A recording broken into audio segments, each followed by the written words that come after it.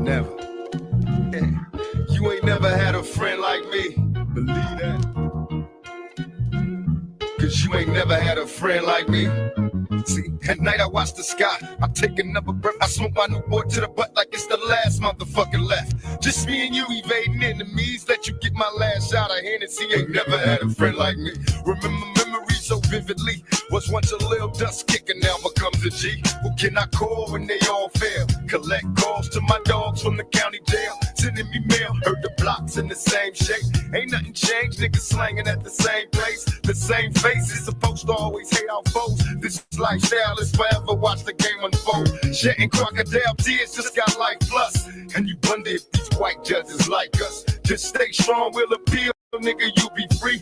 Down with you to the very end, cause you ain't never had a friend like me. I'm down for you, so ride with me. My enemies, your enemies, cause you ain't never had a friend like me. Nobody knows where we'll be. My enemies, your enemies, cause you ain't never had a friend like me. I'm down for you, so ride with me. My enemies, your enemies, cause you ain't never had a friend like me. Nobody knows where we'll be. My enemies, your enemies, cause you ain't never had a friend like me. How can I be blamed? Forgive me, Lord, I'm insane. In search of fame, won't hurt to change. Following the footsteps of past dealers. Equipped with ski masks, no witnesses, we blast squillers. Maybe now they feel us in this act of war. More casualties, no survivors. Any man that defies quickly dies. Cause we brought us in my quest for chips. We wear vests equipped with automatic fire. We reply when my enemies trip. Me and you against the nation. Whispering while we conversating. Cause niggas died over information.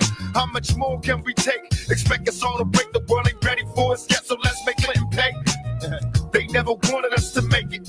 Everything that we possess, we had to fight and take it. I think the president is smoking weed, bumping this beat, making a living out my misery. So they got a friend like me. I'm down for you, so ride with me. My enemies, your enemies, cause you ain't never had a friend like me. Nobody knows where we'll be. My enemies, your enemies, cause you ain't never had a friend like me. I'm down for you, so ride with me. My enemies, your enemies, cause you ain't never had a friend like me. Nobody knows where we'll be. My enemies, your enemies, cause you ain't never had a friend like me. Promise to visit, I know it's rough in your cell, receiving mail to the county jail. This is hell. When I was younger, I could picture living in luxury, so how the fuck did I end up in prison? Fucking niggas that got me crossed by my own side. I found him by himself, no drama, he alone died. Nobody cried, should've never testified. You got my nigga 25, so now I sacrifice your life. Help to separate me and my dog. Broken ties, why the fuck should I let you live? When I'm dead inside, rapid fire my delivery. I'm busting at your whole crew, nigga, remember me.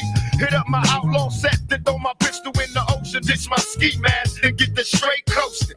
It's visiting day at San Quentin, always there to see your closest road dog. Cause you ain't never had a friend like me. I'm down for you, so ride with me. My enemies, your enemies, cause you ain't never had a friend like me. Nobody knows where we'll be. My enemies, your enemies, cause you ain't never had a friend like me. I'm down for you, so ride with me. My enemies, your enemies, cause you ain't never had a friend like me. Nobody knows where we'll be. My enemies, your enemies, cause you ain't never had a friend like me. I'm down for you, so ride with me. My enemies, your enemies, cause you ain't never had a friend like me. Nobody knows where we'll be. My enemies, your enemies, cause you ain't never had a friend like me. Come after us, let's be complete. My enemies, your enemies, cause you ain't never had a friend like me. Nobody knows where we'll be. My enemies, your enemies, cause you ain't never had a friend like me. Come after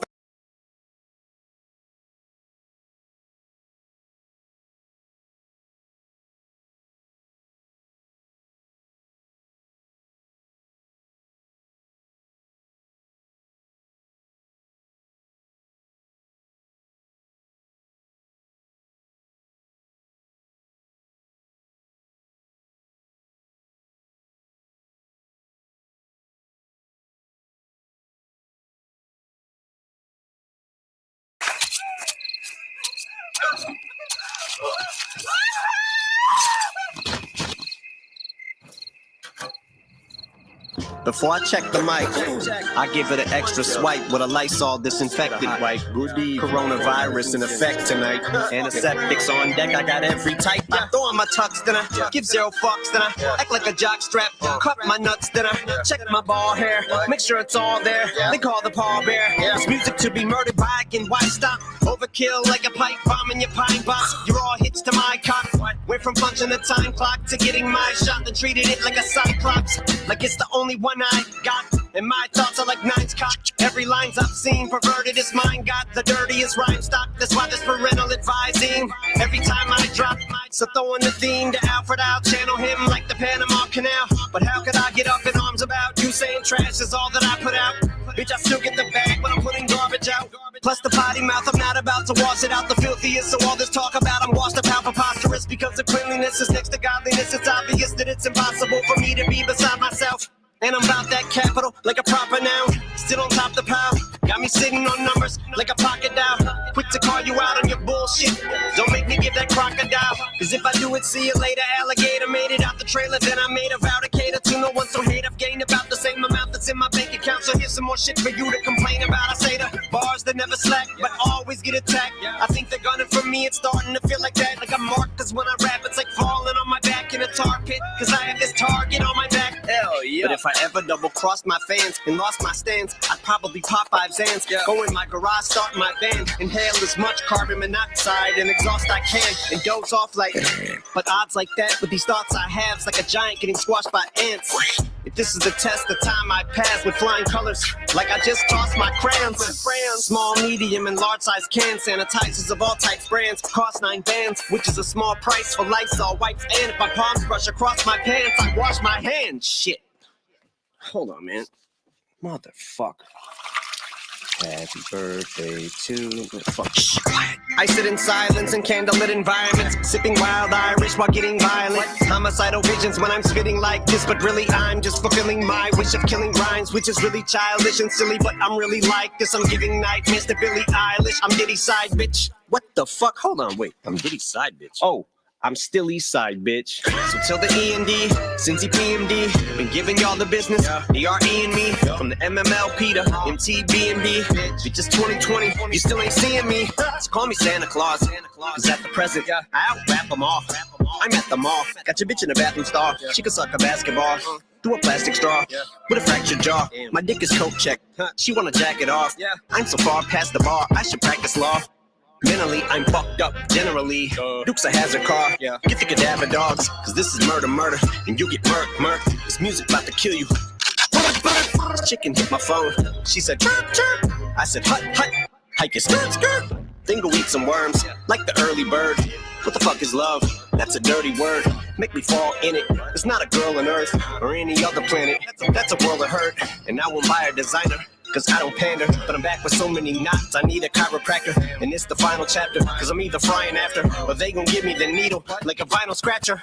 Yeah, I'm a card, like Hallmark at Walmart with a small cart buying wall art. And y'all who claim to be dogs aren't. No bite, like a tree, mostly just all bark, bark. But y'all picking the wrong tree. They call me Dog B, cause I'm barking, bark. And I got a lot, yeah, like where cars park. I describe it as bowling, ball hard, cause the gutter's where my mind isn't winning. It's in this frame, better split like the 5 and the 10. Cause without a second to spare, I'm striking again. And when the beat is up my alley, I go right for the pin as the cipher begins. I'm talking smack like heroin, the mic's a syringe. It's like a binge, Vicodin, I would liken the tin. My mind is a recycling bin. There's no place I never been, but I never budge and I never been. You hyperextend on me, this game's life, it depends. Like adult diapers for men, even when I'm rapping less stellar. It's sour grapes, I still whine, I'm the bestseller. Like a tray do spray you as these shots penetrate through Dre's booth and go straight through your grapefruit. No escape route, so you won't leave here just scathed with a few scrape wounds. Your ass is grass and I am not gonna graze you, but if bars with semi-max, I be the mad hatter. Cause I got so many caps and you don't have any straps, so you be a fitted. So don't act like you fit in the snap. Bitch, I'll pee on your head like a Phillies hat. No stopping me, you're on a window shopping spree. Bitch, you probably go broke at the Dollar Tree. You never buy shit, or you ever cops a plea. You're always punking out like Halloween. You rather opt to flee. You need to stop it, punk, homie, you're not a G. Act like you got the pump, you're gonna cop the heat. Or get the Glock and dump. Bitch, if you shot a tree, you wouldn't pop the trunk. Yeah, and I'm buddies with Alfred. We about to disembowel them, gut them, and scalp them. Yeah, this is about to be the bloodiest outcome. Cause we gon' make you bleed with every cut from this album. So I'm chopping them up like Dom with the nut job with the nuts to the bigger than job of the hut. I'm in the cut and I'm out for the blood. It's looking like it's that time of the month. Carving them up with the bars while I sharpen them up, dogging them up. I'm gonna fuck your mom in the butt with the thermometer. Fucking phenomenal, but y'all look, get cut the fuck up like abdominals. If you don't vomit, no, I keep dropping like dominoes. The formidable, abominable, stomping them, unholding my comp. Even if it's off the top of the dome, sound them, get the copper tournament to stop and go. Copping the mop and glow. Got your stomach and knots like you swallow rope. You out of pocket though, like a motherfucking wallet stole. Wait, why'd the beat cut off? Fuck it.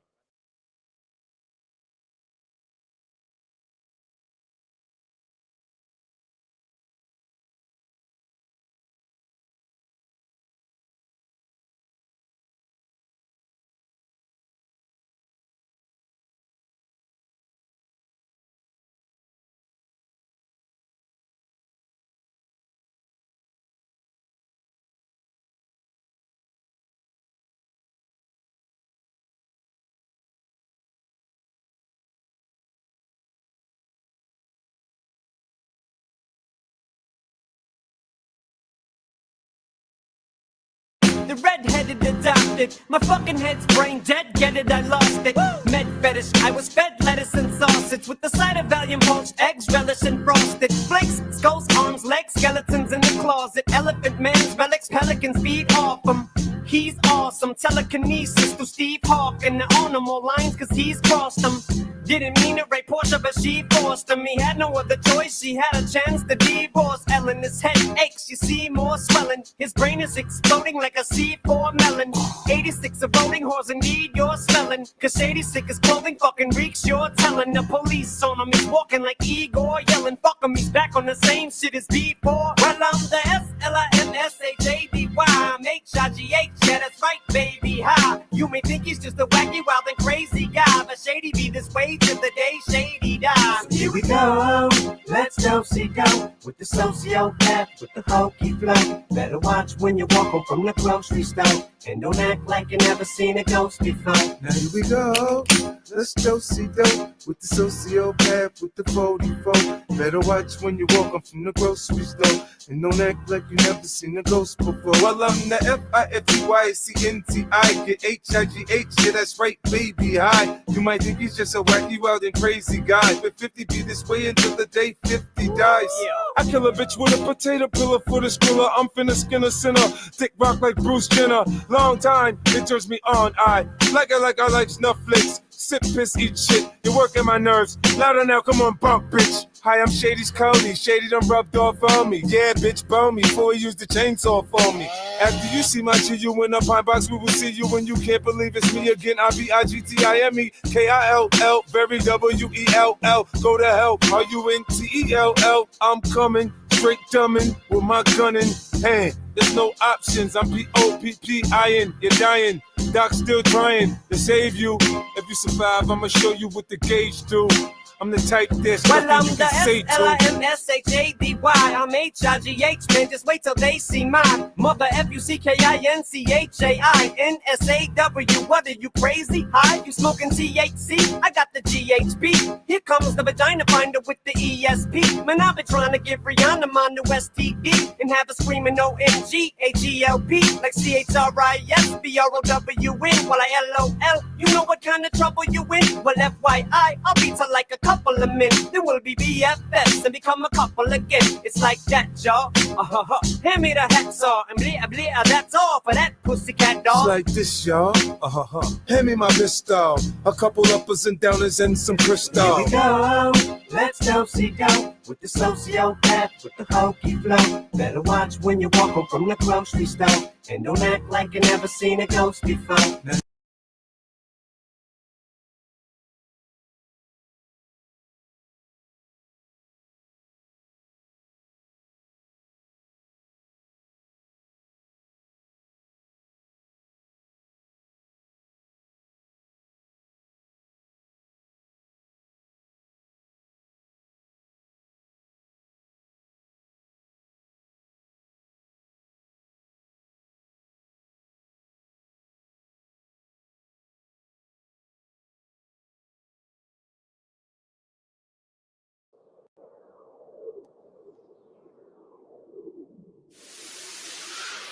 Some people ask me where I've been lately. They thought I fell off, nobody can save me. They play in the background, I don't back down, so don't get it twisted.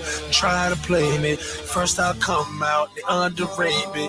Then I come back, they still try to fade me. They say I'm nasty, say I'm crazy. They ask me what I think, and I say maybe I'll fly away. Fly away. It ain't nothing in my way, so I may as well fly away. Fly away. It ain't nothing else to say, so I may as well fly away. Fly away. I know you wanna see me down, but we ain't gon' die today. Die today. Cause I done been to the top and there's nowhere else to go. And only way you see me is if you're looking up from down below. There's nothing else to say, so I may as well fly away. There's nothing in my way, so I may as well fly away. I'm on top of this thing, so I may as well fly away. Got my self-esteem back, got my confidence up. I'ma step up on the stage now. I'm gonna strut and walk around with my pants hanging off of my butt. And you ain't about to tell me nothing, boy. Get off of my nuts. It goes 1 for the money, 2 for the show. My shit don't stink, I don't think so. Wipe my ass with the tissue and roll it back up in the row. Are you ready now? Here we go. The bald eagle has landed. I'm back in your hair. Sorry for leaving you stranded. I'm twice as dreaded, evil and rancid. They can't sit. I don't think anybody understands it. Especially when the world's silly putty in your hands is Play-Doh. I ain't back to Play-Doh. They said he died in a fatal car crash. So they know. Shit, if I did, it'd be a trailer, not a car. The white trash star. I fucking RP up like Brett Favre. Homie, you got it backwards. You're dipping your soup inside your crackers. I can carry rap till my back hurts. Set it down, go right back to the chiropractors. Get my back right. Then I'm right back on you bastards. I was chasing the dragon. I don't know what happened. It's like that feeling I had when I first started rapping. I just couldn't seem to get back and recapture that magic. So I went back to the lab. That's where I've been at. Some people ask me where I've been lately. They thought I fell off. Nobody can save me. They play in the background. I don't back down, so don't get it twisted. Try to play me. First I come out. They underrate me. Then I come back. They still try to fade me. They say I'm nasty. Say I'm crazy. They ask me what I think, and I say maybe I'll fly away. Fly away. It ain't nothing in my way, so I may as well fly away. Fly away. It ain't nothing else to say, so I may as well fly away. I took a hiatus, haters, now I'm back to cause trouble. Got the fucking shape of mushroom clouds for thought bubbles. I'm the you be fucking sick. The hospital won't even give you cough drops. The cough cocksucker, you think you hot, you ain't even lukewarm. My puke's hotter than you. You soft, I use fire to cool me off. I told him I'd grow up one day and show him I'll be able to choke clouds, pick up lightning bolts and throw. Take the world by storm with these words I form. Georgia Portia kiss the girls, make the girls cry for it. Make them swarm, make them fight over the shirts I've worn. Smooth over my sweat towels, it's mind-blowing. Yes, I'm living the dream, homie, can't nothing compare. I'm so up, I'm stuck in midair. I'm loving it, yeah. It's like these people are steps now. All they do is stare. These haters are so pussy, they're afraid to be scared. This is payback, like I owe back pay. They spat in my face, now I'm back to do them the same exact way. And leave this rap game with a bad taste. And slap it back out before I step back out of this crap. They slap me, now I'm slapping them back. Hey, fuck it with slap happy. Yeah, okay, now we're talking some smack, eh? And I ain't looking back. In fact, they can stare at my ass crack. How's that for hindsight? What the track say? People ask me where I've been lately. They thought I fell off. Nobody can save me. They play in the background. I don't back down, so don't get it twisted. Try to play me. First I'll come out. They underrate me. Then I come back. They still try to fade me. They say I'm nasty. Say I'm crazy. They ask me what I think, and I say maybe I'll fly away. Fly away. It ain't nothing in my way, so I may as well fly away. Fly away. It ain't nothing else to say, so I may as well fly away. Fly away. I know you wanna see me down, but we ain't gon' die today. Die today. Cause I done been to the top and there's nowhere else to go.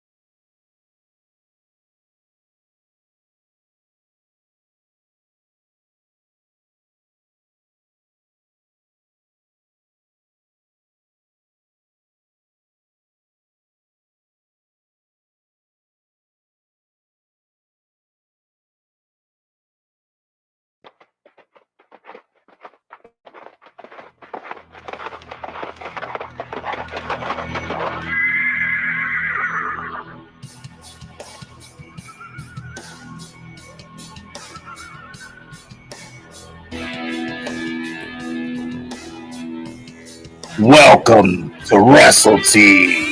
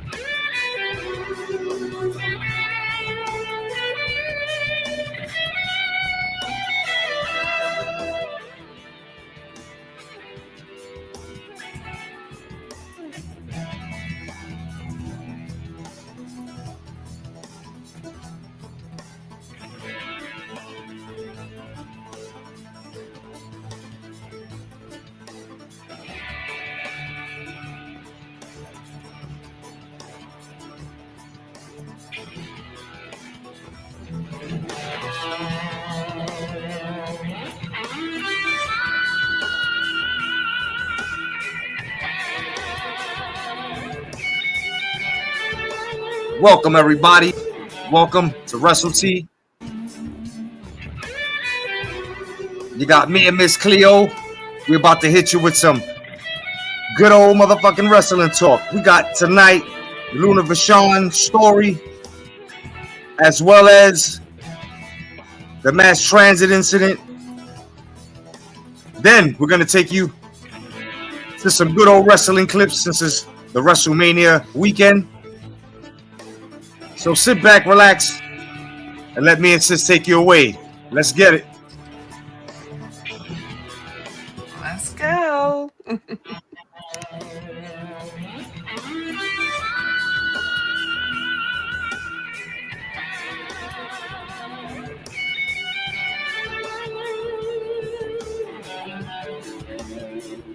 Welcome, everybody. No doubt. What's going on, Sis? How you doing this week? I'm good. How are you doing, bro? I'm good, man. I'm just excited. We got WrestleMania tomorrow. You know what I'm saying? But we're back, man. We're back with exactly what we got lined up, man. This shit's going to be crazy. How you doing, man? How's everything with you? How you feeling about this weekend? I think it's going to be a good WrestleMania. I've just been watching Tyrone and different content creators. Everybody's all a buzz right now. I did hear Oh, that yeah. it seems like Randy Orton really did get hurt. I'm just like, Randy, you might want to think about retirement. Oh, yeah, definitely. He's an OG. He's up there. My man is weighing 280. He's got couple of neck fusions and shit. I mean, one more run, maybe after tonight, and maybe two more Raws, and maybe one more pay-per-view, and he could call it a career. You know what I mean? Because he's done a lot. He was known as the Legend Killer as well. That shit was crazy. We can only wish, that these guys can stay on longer simply because they're just magnificent, man. Most of us, they raised us, with their wrestling and shit. So, it's sad. Absolutely. Yeah, and it's always sad to see them go. It's always sad to see them go. But let me tell you guys now, right? As you get older, they get older. And let me tell you something. We lost Hulk Hogan. We've lost so many others, the Iron Sheik. I mean, the guys we grew up. So you guys have yet to lose your legends. You know what I mean? So it's like, have fun with them, appreciate them. You know what I mean? And Right. yeah, I'm telling you, what's going on? Stormy, good to see you. Of course, Kenyatta, good to see you. You know what I'm saying? The Red Glove Militant, What's good up, to see you. everybody? No doubt. Shanta, what's up? No doubt, man. Good to see y'all. Bailey, of course, made it. And of course, Melissa.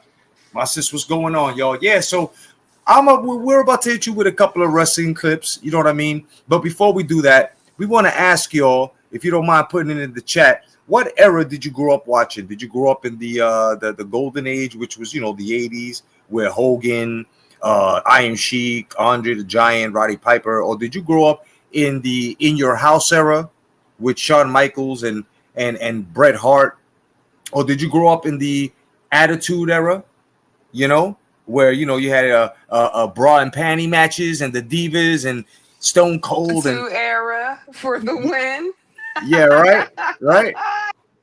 Or did you guys grow up basically, just in all eras? Because basically, me growing up in the 80s, as well as Miss Cleo, we come from the golden all the way the fuck up. You know what I mean?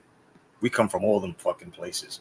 So we've Yeah, seen that's all true. the But the eras. Attitude Era was my favorite. Oh Because you yeah. had Lita, you had the Hardy Brothers, you had Oh Stone Cold. yes. Keep going. Yeah. Still go. We had The Rock. We had Ken Shamrock. Right. A couple of UFC fighters. What was it? Steve Blackman. Yeah, Of Miss course, Jackie. Miss Jackie. Oh, she was You had gorgeous. the whole train. Oh yeah, man. Hell yeah, she was gorgeous, man. Jackie was fucking gorgeous. Jackie was so Hmm. fucking awesome. Yeah, You man. had my nigga, the Undertaker. Okay. You Oh had yeah. Kane. Oh yeah. Oh yeah, definitely.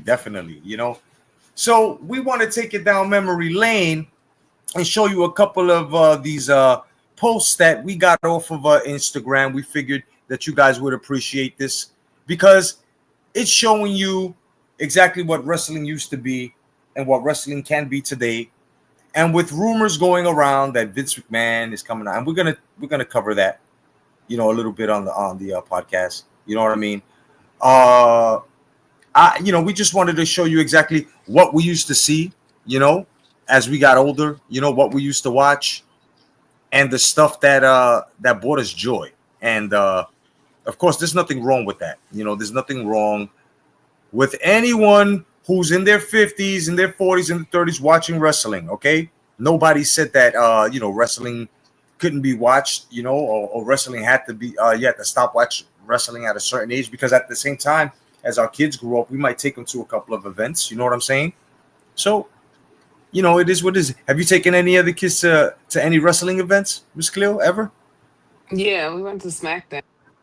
Nice. That's awesome, man.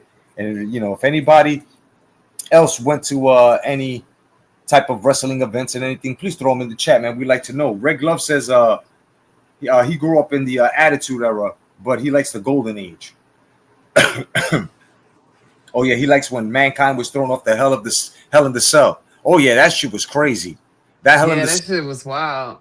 Oh yeah, that shit was fucking wild. Now let me just bring this closer to you. Now let's bring this back. This was when the Texas Rattlesnake, Stone Cold Steve Austin. This was when them funny bastards, DX, tried to mess with Stone Cold Steve Austin. So Stone Cold Steve Austin got himself a big old cat, and I just laid down the smack like that bastard The Rock would say, and I destroyed the DX Express. What? Yep. Let's take a look. Let's take a flashback here. It seems the only thing I've ever been good at is tearing up. Basically, I guess what I'm saying is I'm good at deconstruction. What? So what we got here is my own little toy, and Stone Cold Steve Austin's got just a little example of what might happen if anybody gets a little grubby meat hooks on me. Where is he, King? He's in the parking lot. Oh, that's what I like to hear. What the hell is he doing? Wait a minute. That's the DX Express. Holy cow! Woo! The DX Express bus just exploded. The fire! Anybody that tries to mess with Stone Cold Steve Austin this Sunday at Backlash, and that's the bottom line. Go Stone Cold, say so. It's demolished the DX Express. Oh, hell yeah! Stone Cold is back. Austin 316 says I just wrecked your bus. Sunday Night King at Backlash on pay-per-view could be the Rock's night. Yep. Those were the days, man. Yeah. Those Over the top pirate and everything. way over the top. That shit was awesome, kid. And that's the whole thing, man. When we saw, we were like, oh shit, he actually blew up the DX bus. What the fuck is wrong with this guy? But that was the whole shit, man. You paid for what you got, and that's one thing, man.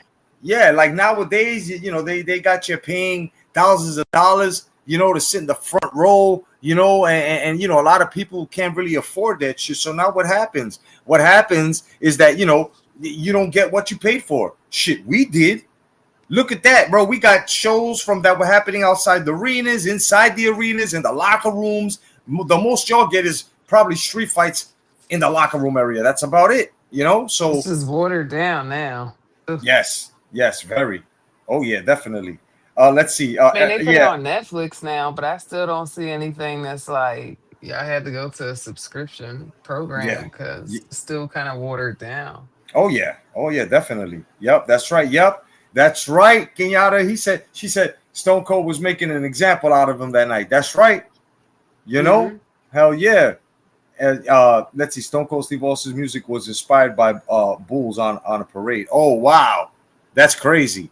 Now let's take you to the second clip that we've got, and a lot of y'all are gonna like this one because this was when The Rock wanted to get his hands on a young, big old Brock Lesnar. You remember when Brock Lesnar first came to the WWE, guys?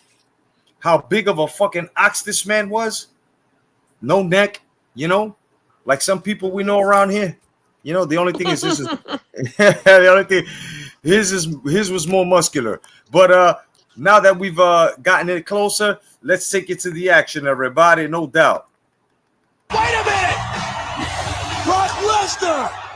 And The Rock has been waiting for this moment for weeks to get his hands on Brock Lesnar. Paul Heyman said it at the top of the show. Heyman promised The Rock and Brock Lesnar would collide. The Rock wants Brock Lesnar to himself. The Rock cannot wait until Sunday. The Rock wants Brock now. Just 3 days to SummerSlam, and these two bulls ain't got the patience to wait.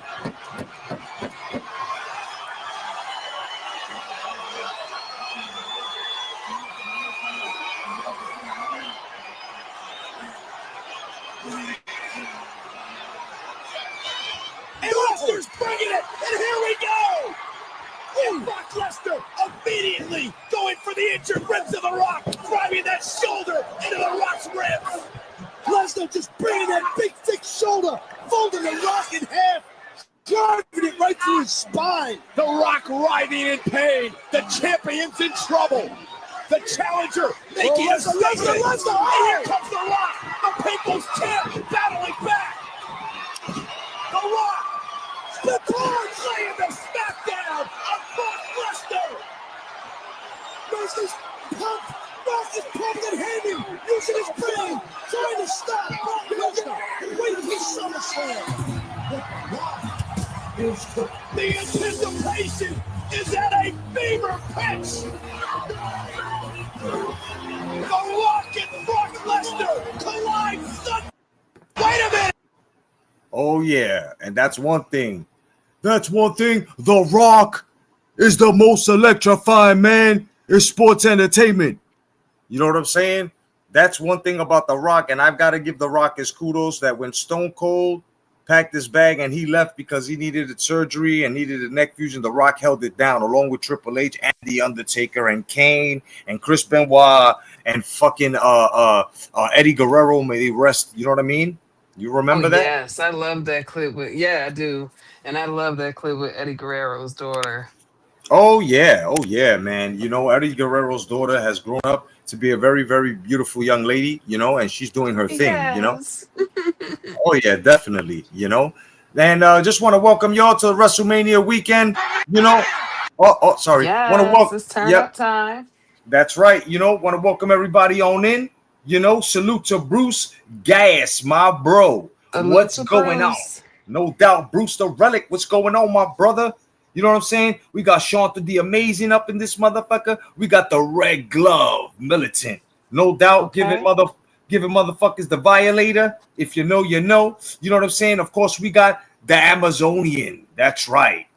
None other than Kenyatta herself. Everybody got a wrestling name here, guys. Don't get mad. You know what I'm saying? Of course, we got Bailey, the Sky Captain. You know what I'm saying? We also got Stormy, the motherfucking grappler in this motherfucker. Everybody's up in here, no doubt, man. Welcome. It's me and Miss Cleo, of course. You know what I'm saying? The new tag team in town. And we fucking y'all up today, giving y'all a nice little wrestling, extravaganza. And stay tuned because we've got more as to wrestling stories on the top of the program with the Luna Vachon mini documentary, which is, she was a pioneer in the women's wrestling, because we've got something for you ladies too. You know what I'm saying? And of course, for the fellas, we've got the mass transit incident, which is more like for everybody, in which a man gets cut all the way down to the bone with a scalpel. Yeah. So stay tuned. You know what I'm saying? Hit the like, subscribe. You want to say anything before we get into this next clip? Because I picked this one out just for you, sis. No doubt. Nah, let's get to it. Shit. It's all right. turnout weekend. No doubt. Now, let's get down with the motherfucking man himself, the dead man. And this was when The Undertaker chose motherfucking chaos. You gotta believe, or is he? Yes! The Undertaker is with the Nance! The beat from man! Oh, yeah. Dead Man My Inc., man. baby. No My doubt. man. Taking Right, me back. Making No me feel doubt. all nostalgic. You know what I'm Only time saying? I didn't like The Undertaker is when he did the American Badass shit. I was like, Yeah, I you know what I'm wasn't saying? doing that. Yeah, he was on some rolling. I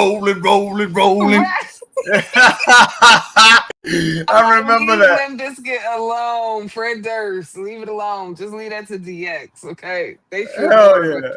fucking Fred Durst.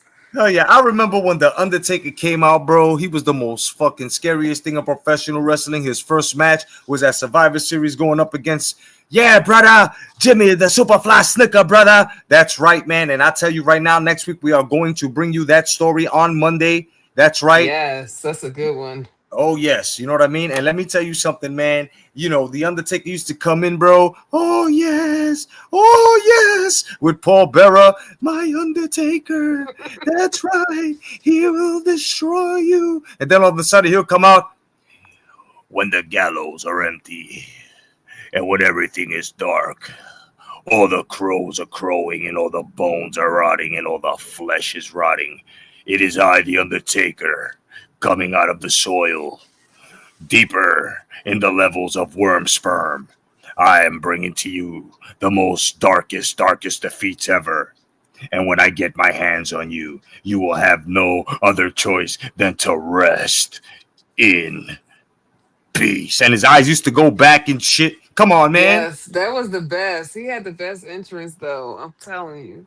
Oh, yeah. Yes, That shit was so dramatic. Oh, yeah, very dramatic. And let me tell you something. He had the most extravagant, one of the most extravagant entrances, man. I mean, shit, all that smoke, and sometimes he'll have like a whole bunch of people dressed up in robes, looking like a cult, holding up skulls and candles and shit. I remember the first Raw I went to with my cousins. She started crying because, they turned out the lights and then people came out with the robes on.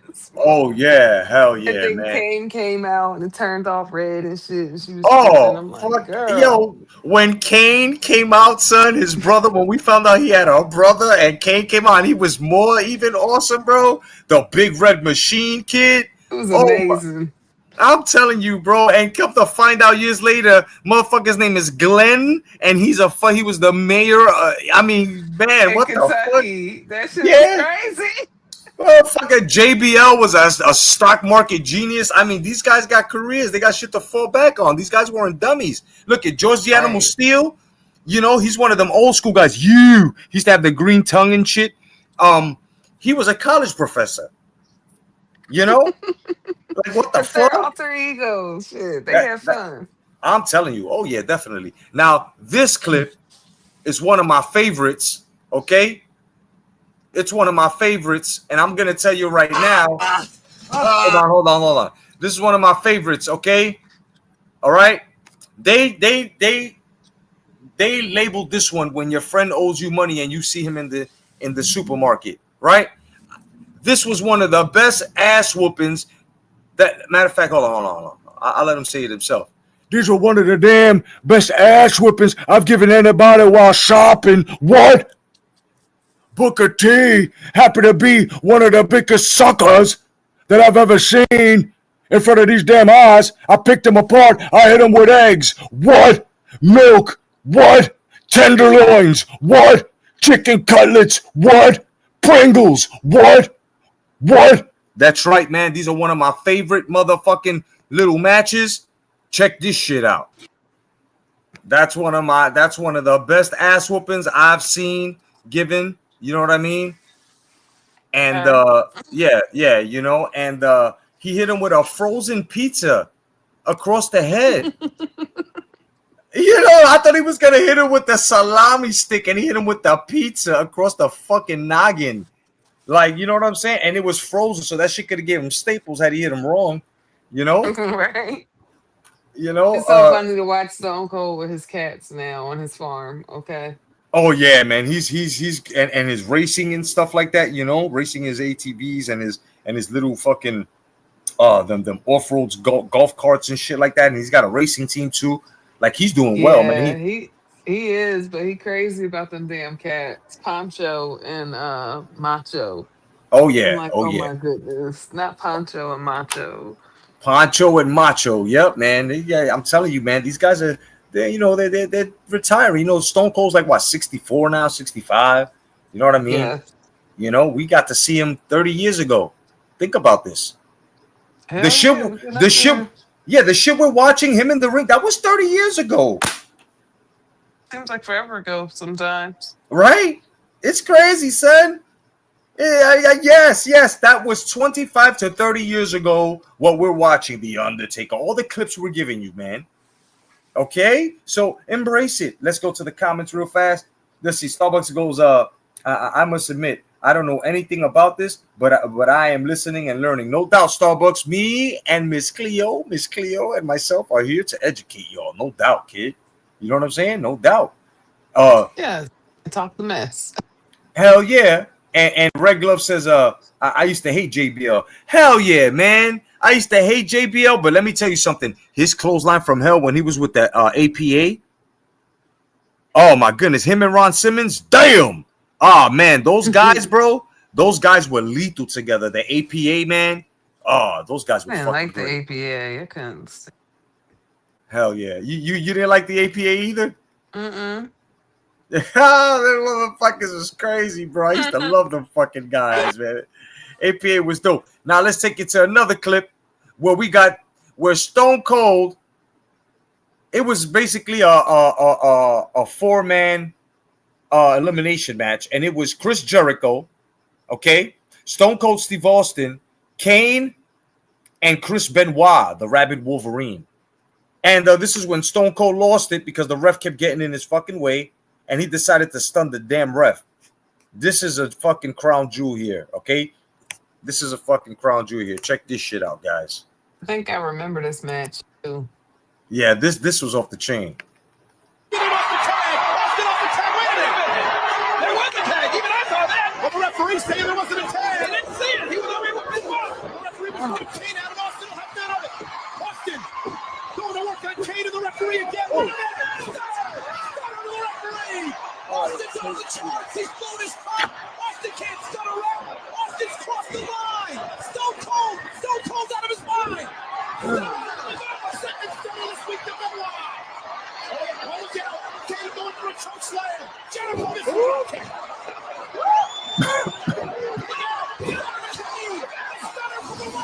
Bam! Bam!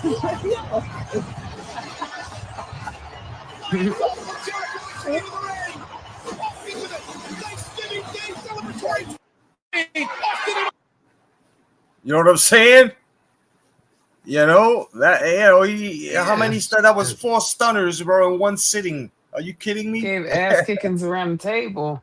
Period. Oh yeah, hell yeah, man. That's why, bro. You can fuck with Stone Cold Steve Austin, The Rock. You know what I'm saying? You know, you had a lot of guys there, bro. Him and The Rock, their matches were fucking epic. You know what I mean? They were epic. Now, I've got it. Now, no matter who, should I say? Let me rephrase that. No matter what you think of this man, there would not be a WrestleMania. There would not be contracts in wrestling. Basically, there wouldn't be anything without this man. And of course, we have to pay tribute because he was one of the he was one of the pioneers of WrestleMania. So it's only right that we give Hulk Hogan, you know what I'm saying, his kudos here, of course. And this was a WrestleMania entrance, you know what I'm saying?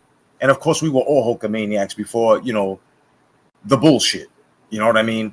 So we've got to pay homage to none other than the American Viking himself. You know, With someone as big. oh yeah, that was Hulkamania, man. You know, that was something when we were little and shit growing up, and we watched it and shit. You know, and all the prayers and the training and the fucking vitamins and all that, and you know, he was one of the inspirations on top of like Bruce Lee and shit like that. You know what I'm saying? That basically got us young guys working out, you know? I mean, the man said what he said later on in life, but I can't take anything away from him. You know what I'm saying? As a male growing up and having a father, you know, pass away due to, you know, ailments like cancer, you feel what I'm saying? And you know, for things like this to happen where it's like, you know, because my father died of Agent Orange. He had cancer. Okay. You know, for this man, and like any icon, Chuck Norris, Bruce Lee, you know, even his son Brandon Lee at certain points, like these guys, Sylvester Stallone, these were action heroes. These were people, you know, and that's where I like to remember Hulk Hogan. You know what I'm saying? That's the Hulk Hogan that I knew, and we all like to keep it there. You know what I'm saying? I don't want to know him out the ring besides his charities, but what he went through with his family, the shit that he has said that was horrible and shit. I don't even, and I know it lives and it still exists, but I don't even want to go there. I don't even want to look at him like that. The man's passed. You know what I'm saying? I do recognize what he's did, and I do not accept it. But to his profession now, because that shit had nothing to do with his profession. As to him, you know, being Hulk Hogan, not Terry Bollea, I have to give his man his applaud, and I have to thank him for his service. How about you, sis? You know, I don't know. I don't really want to talk politics, to be honest. Yeah, no, I understand. He did what he did. He contributed, and Yeah, that's enough for me because I don't know him to vouch for him. no doubt. You know what I mean? No doubt. No doubt. Enough That's what it said. is for me.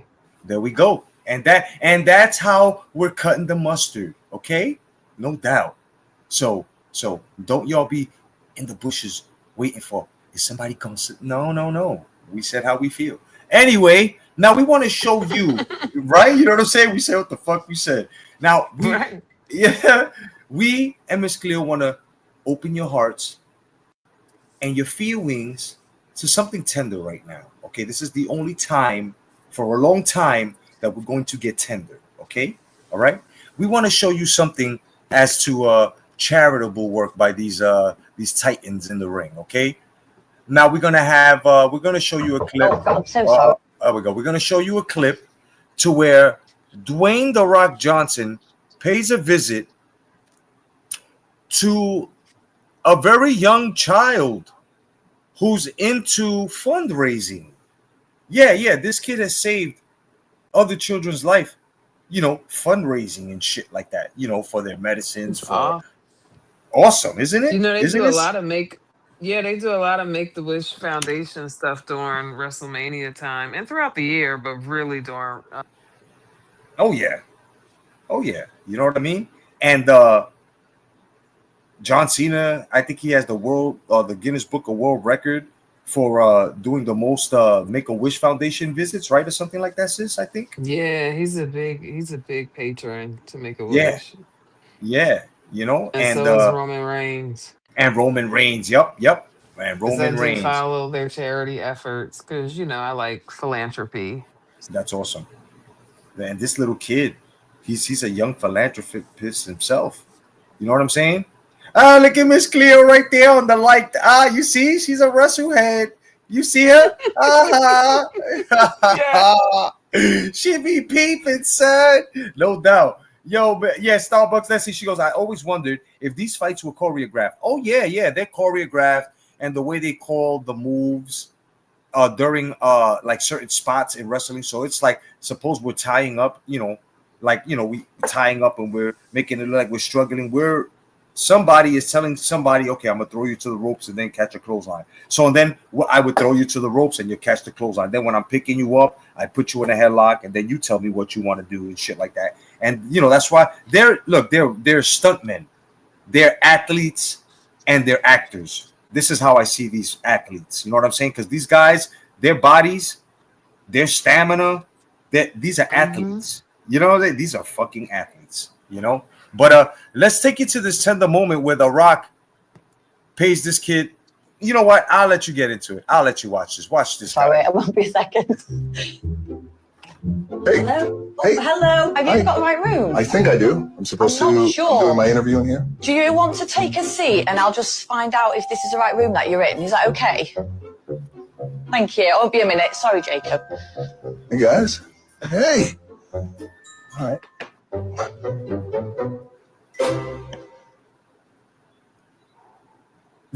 Were you guys doing an interview before I came in? Are you promoting a film too? No? Well, sorry, I interrupted the interview, man. What were you guys talking about? Just talking about my fundraising. What do you fundraise for? So I started fundraising for the RF Benevolent Fund, and then when my mum sadly passed away in 2020, I started raising for the hospice that tried to save her life. Oh, I'm so sorry to hear about your mom. Sorry. What was her name? She was called Andrea. Andrea. What's your name? Jacob. Jacob. Okay. How you doing, man? Good. I'm Dwayne. I'm also known as The Rock. Uncle Handsome, sexiest man alive. I got a lot of nicknames. It's good to meet you. That's great work you're doing. Thank you. Can I tell you something? What? I really wasn't doing an interview in here. I came in to meet you. I've heard a lot about you. I've known your name. Look at that Jacob. smile, I man. know Look at all that the look. amazing work and the fundraising that you do for your mom. So that's the reason why I crashed your interview. I wanted to really just come in and shake your hand and tell you really how impressed I was and how much I admire you. And I also heard you're a fan of Moana. My bad. Is that true? Yeah. That's what it's all about right there. You see that look right there? That young man, that visit by that man right there is exactly what's going to push this kid for the rest of his life to help humanity. Right. You know what I It's mean? everything. Yeah. Yeah, exactly. Oh, Starbucks says, I know The Rock. Yeah, tell him. Tell him Stoke Coast of Austin says get his ass here on the Dead Eyes damn channel so he could come and give me and Miss Cleo a damn interview. You know what I'm saying? Because frankly, my hand still hurts from whooping his ass back in the damn millennials. What? No doubt, Starbucks, that's what's up. That's awesome. No doubt. Let's get back to this little story here. Yeah. We have a massive London premiere tonight. And guess what? What? I'm going to invite you and your dad as my guests. Come on, Moana, go find your destiny. Can I get up? Let me hear it. Oh, God, I'm so sorry. It won't be a second. That was awesome. He gave him a premiere with his family to the opening of the new movie Moana. You know what I'm saying? He was his guest. You know, that's kind of Right. awesome, That was man. cool. He's gonna look on that for the rest. Oh yeah, man. I know I would. I'd be with pictures. I'd be like, look, guys, look, I was with The Rock, man. I was with The Rock. You know what I'm saying? Now, you was talking about your homeboy just a couple of minutes ago, Roman Reigns, right? Right, sis? He was Yeah. Yeah. you know, right? That's your baby, right? That's your is. oh, that's what's up, It's kid. my Samoan king. Okay, my Samoan king. Period. Word. That's her tribal chief. That's right. No doubt. Now, he had some words before Sunday's match. Or should I say tomorrow's match? Sorry, tomorrow's match. Okay. He has some words for CM Punk, and this was just yesterday. So glue your eyes and see exactly what the damn tribal chief had to say. You defended the title 3 times. You've had it, what, a whole year. You're not a fighting champion. You're not even a fighter. We've seen how that went. Coddled by management because of money, and they've known that since the beginning. I told them. I'm an unsigned $1 billion check. Go back and find it. It's in the archives. You don't have that type of confidence because you're not the type of man I am. You're not cut from the same fabric as me. It blows my mind that you think we're fucking equals. Woo! And which way? It's only going to take the first couple of minutes for the whole world to see. There's no way we could ever be on the same level. We're coddled. The whole industry coddles you just by having you in it. You talk about the old timers, those were tough guys. I'm seeing what happens when you try to be a tough guy. We put our whole reputation, the whole art form on the line for you because what? 100,000 internet marks love you from the beginning? Let's go back to your journey days when you were on the indies. It was the shits. An embarrassment. Oh. There's not a legend in my family that respects you.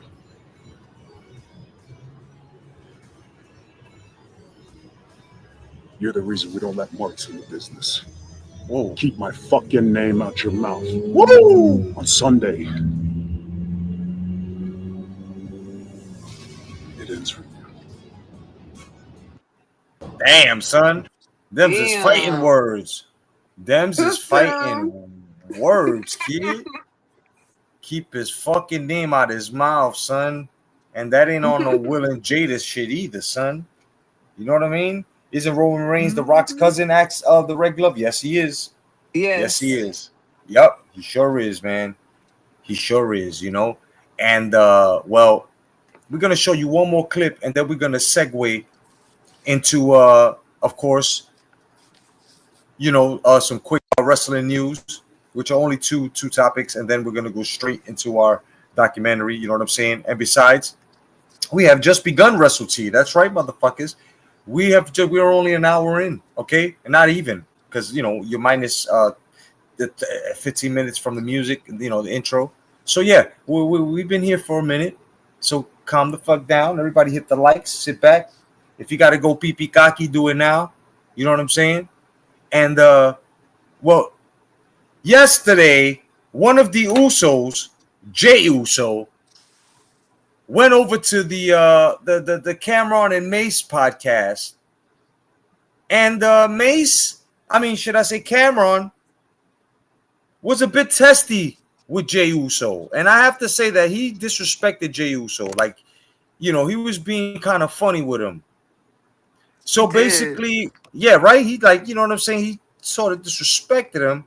So Jey Uso basically put some respect on his name, on his own name. He had to gain his respect. And if you don't know what me and Sis are talking about, we brought it to you. Check this shit out. Oh, and by the way, this is me right here. This tag, the green tag, that's me. Yes, I be on it. And look, it's Miss Cleo again, son. Okay, yeah, look at you right there, son. Wrestleheads. You bunch of wrestleheads. No doubt. Let's get it. Say less, Cam. I ain't got to be my here. producer, bro. He bringing Sunday. I need a Sunday WrestleMania. I don't smell what the Usos cooking. And at the end, Hamming that boy up. Oh, right there. Jey Uso to crash out. He tripped. Knocked him out. The boy look like a dead body. He knocked him out. Oh my god. You know what I'm saying? Before I run it one more time for y'all, you know what I'm saying? You know, let me explain something to y'all. Whether they're built like fucking buildings, bro, or they're built like at, you know, swimmers' body, like these guys, you know, small size, you know what I'm saying? Not too big, you know, but they're still, let me tell you something. These guys have stamina. These guys take bumps. These guys are calloused. These guys are strong, bro. You saw the way he just pulled fucking Cameron over the fucking counter like nothing, and then just tapped him once and just knocked him the fuck out. You know what I'm saying? He could have went beast on him, and you could tell. I will bring you. Well, I'm gonna look for it. Me and Miss Cleo will bring you. You know what I'm saying? Not the whole because that's just like an out. But we'll bring you exactly what led up to it. And, you know, me and Sis have to agree, you know, and we do agree that Cameron was very disrespectful to Jey Uso, bro. He was. We called for it, shit. But you You know, know? I ain't been right with Cameron since the damn movie where shit, The Paid in Paid in Full? Full. Oh, Yes, yeah, I ain't been yeah. right with that fool since that movie. A lot of people don't like him because Rico. of that. Yeah, a lot of people don't like him because of that. You know, and, yeah, you know, and I tell you right now, I'm gonna run this back again, and you know, you could you be the judge of it. Look, you as you walk in right now, and we give you this clip. You walk in on him being disrespectful. He's like, I don't smell what the Usos are cooking. So you disrespecting the dynasty. You know what I'm saying? Let me tell you something. First of all, Cameron, not for nothing, you a little wrong on your research on here, on your history with Jey Uso himself, apart from his brother. This man, at least once, on top of the 8 times they've been world tag team champions and undisputed tag team champions at that. Hey, This man, one time, more than his brother, more than his father, and you say his father's better than him. Let me explain something to you. This man was WWE champion, bro. What are you talking about? Exactly. You feel stupid, don't you? You can't disrespect this man right here. Jey Uso was world heavyweight champion of WWE last year, okay? And Rikishi tried to make a big racist thing out of it because they gave it to Cody Rhodes. No, it was part of the storyline that Cody Rhodes had to finish, so the belt had to come off him. But they let him rock with it for a while, okay? So Jey Uso is in that cloth. As a matter of fact, you can move him up on top of his father. You can even move him up on top of his uncle Umaga. No disrespect. But if we're talking, you know, if we're talking, how do you say, damn, the word's right in front of my fucking, it's right on the tip of my tongue. You know, I'm sorry, what was that? Stats, like stats? Yeah, if you look at his stats, if you look at, you know, there we go, all of his accomplishments, he's accomplished more than his, there we go, yeah, he's accomplished more than his father, he's accomplished more than his uncle, okay? And that's twice over, because now if we take away the world championship away from him, right? Leading the company, putting the company on his shoulders, because that's what that means. And he did it for almost half a year. So let's just say we take that away from him. He's still got the WWE Tag Team Champion run with his brother. Okay, 8 times on that and 8 times on the Undisputed. What's up, Rafa? What's going on? So you have to respect Jey Uso, bro. You know what I'm saying? You do, but it looked like it was a play, man. Yeah. You know what I'm saying? Like, man, whatever, Cameron. You know what I'm Just saying? want to live Yo, up to your Rico character. exactly. Look at the way he just snatched his ass, bro. He snatched him like he was the last biscuit in the oven, right? He snatched him like he was the last biscuit in the oven, kid. Check this shit out. Say less, Cam. I ain't got to be my here. producer, bro. He bringing Sunday. I need a Sunday Wrestlemania. I don't smell what the Usos cooking. And at the end, Hamming that boy up. Oh, and you heard him hit him. Jey Uso to crash out. He tripped. The boy look like a dead body. Got that boy together. Oh my god. You know what I'm Yeah, saying? it looks staged. It looks staged though, because I swear I saw Oos punch his arm. I mean, you can hear him when he hit him on top of the head. It could be a play, Saw him he's punch getting, his arm, and then Cameron fell to the ground. I'm like, okay. yeah, like you know what I'm saying. Look, he's getting to the WrestleMania bag. I can feel that. Yeah, You know what I'm saying? Yeah. I can feel that. I can definitely feel that. He worked all this time. He's trying to get over the top. Exactly. Hell yeah. Exactly. Hell yeah, man. You know? So now we are going to take you, okay? We're going to take you to the mass transit fucking incident. Now, if you're eating something, okay, because the mentions of this shit is crazy. Okay. To use a scalpel, yes, a scalpel, and you know how deep a scalpel does, okay? To blade, meaning to cut yourself for color, which means bleeding. Now, when you allow somebody to blade you, like Bret Hart did to Stone Cold in Survivor Series, if y'all remember that submissions match where Stone Cold passed out with a whole crimson mask, meaning his face was bloody, it was Bret Hart that, you know, cut him. And Bret Hart is a professional. He's got a whole fucking lineage. His father, Stu Hart, the Dungeon, trained many wrestlers. Motherfucker used to stretch you out. So you got to understand that this man knew what he was doing when he cut Stone Cold. Now, when you get somebody like New Jack, and y'all know who New Jack is, used a scalpel. So he cut this kid.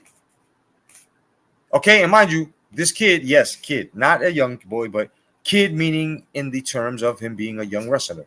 Okay, a rookie. So it was an independent wrestling circuit. He tells him, "Oh no, you know you can cut me or whatever," and basically, it was a little fucked up. Now all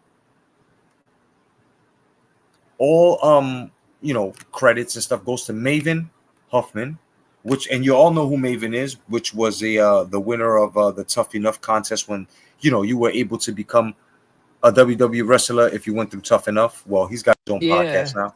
Yeah, so Maven, this is Maven's podcast, and this is his documentary on this mass transit incident.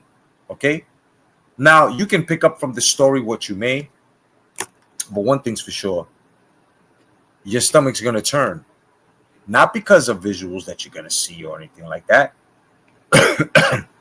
but the description of the story itself. Excuse me. The description of the story itself. All right, it's a fucked up incident. It was a rookie who happened to piss off. May he rest in peace. Someone who basically was trouble in the ring, which was New Jack. All right. So once again, sorry guys, I got something up. Once again, all credits go to the fuck is going on with my screen? See, StreamYard's already gonna act up. So all credits go to of course, take this off. All credits go to Maven Huffman, and this is the mass transit incident. This shit is wicked, guys. All right, let's get to it.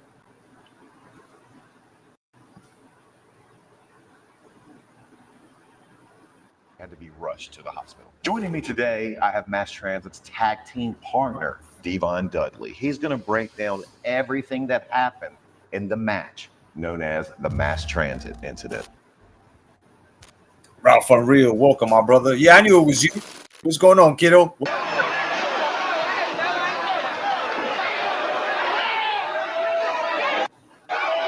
Okay, well, set the stage. Where are we at, and how are you involved in this match? Because he was not your normal tag team partner. No, at the time, my tag team partner was Axel Rodden. Axel Rodden's grandmother had passed away, so he couldn't make it to the show. And they said, well, we have a kid that might be able to fill in. And when he came in, he looked like, to me, and I think that was his gimmick, was Ralph Cramden from The Honeymooners. He was like a Jackie Gleason type of character. Was he green? Was he inexperienced? He was very inexperienced, but we didn't know that at the time. We were told that he had had prior experience and that he was trained by someone that was reputable in the business. Gotcha. And back then, you just took the person's word for it. You didn't ask for credentials or start calling people. You took it for his word. So we're over there sitting down. They introduced me to him. And I just remember New Jack coming over.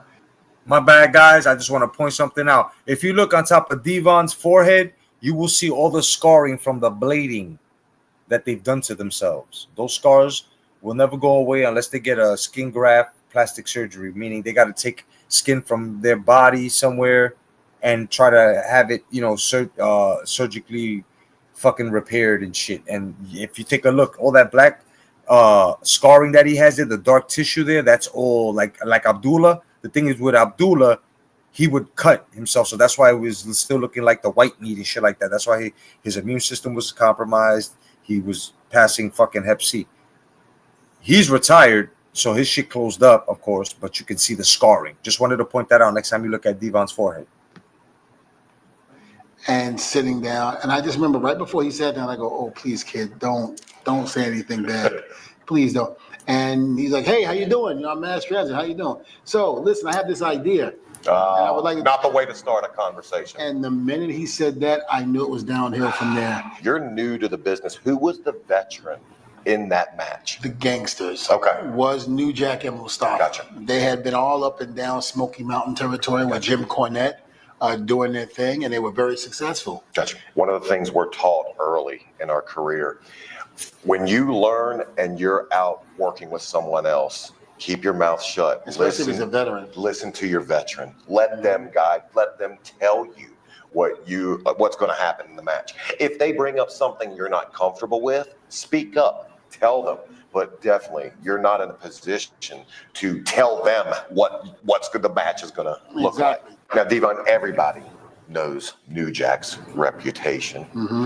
What was he like at this time? Did he have that reputation in 1996? Yes. New Jack was two different people. New Jack was the character that we all saw and loved in ECW with the Gangsters. But then he was Jerome Young, which was his real name. And Jerome Young, calm, cool, collective. Mm-hmm. New Jack would kill you in 30 seconds flat. Wouldn't even think twice about it.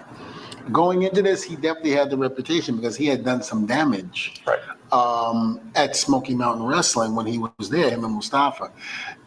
They were known for getting into fights outside of the building after leaving because they had so much heat. Yeah, with fans. With fans. Yeah. They had so much heat that, they would try to attack him. And what was crazy about Jack is he actually, I don't want to say looked forward to it, but he wasn't shy about speaking his mind. Jack was in prison. I forgot what it was for, but he went to jail, spent some time, and then he was also a bounty hunter. Wow. So he was like Dr. D. David Schultz. He was like, yes. He was basically he was a legit badass. Yes. You ready to get into this? Let's do it. Mershus, y'all. Mershus. Sorry. I thought I was going to where I couldn't hear again. I know, right? StreamYard. We paying the bills, y'all. We paying the bills. Hell yeah. StreamYard now is starting to get choppy. Here we go. That's him right there. Him telling the fans to kiss his ass is where it was getting heat. Gotcha. What's up, vamos? So you guys were the heels in this match? Yes, I was the heels. Gotcha. The Gangsters were the baby faces. And by heels, we mean bad guys. And good guys. The Gangsters were the baby faces, the good guys. Mm-hmm.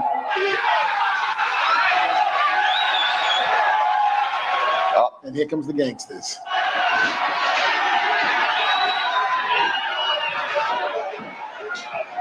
So explain. You're working with? I'm working with New Jack. Okay. That's New Jack. New Jack was the bald guy. Gotcha. Yeah, looking like both of us. And Transit is working with Mustafa. Mustafa, yep. And New Jack, believe it or not, was the one that taught me how to punch in the business. Really? I didn't know how to punch. When I would punch like this. Like I would throw it, but turn it.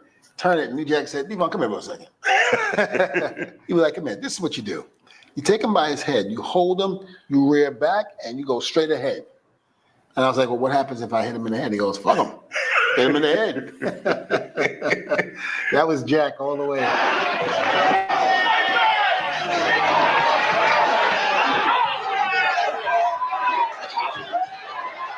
So even though you're going through the crowd, the match started off hot, everything is still going according to plan. Yes, everything is still going to plan, according to plan. And, we're just having the match so far. So I'm not thinking anything. I'm thinking everything is good. Tell me, make sure we know when things go off the rails. Absolutely.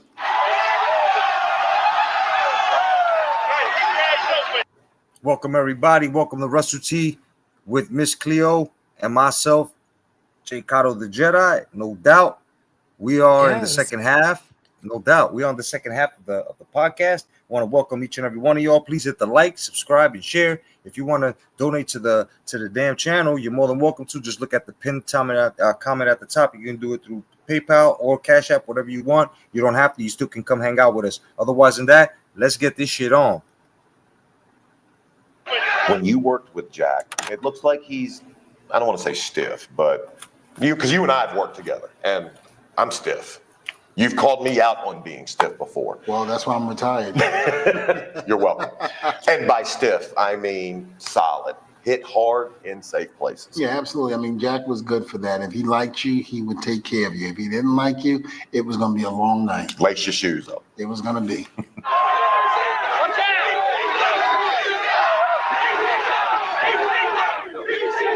What made you want to sign up for this style wrestling? And what I mean by that, this was 96. I got into the business 5 years later.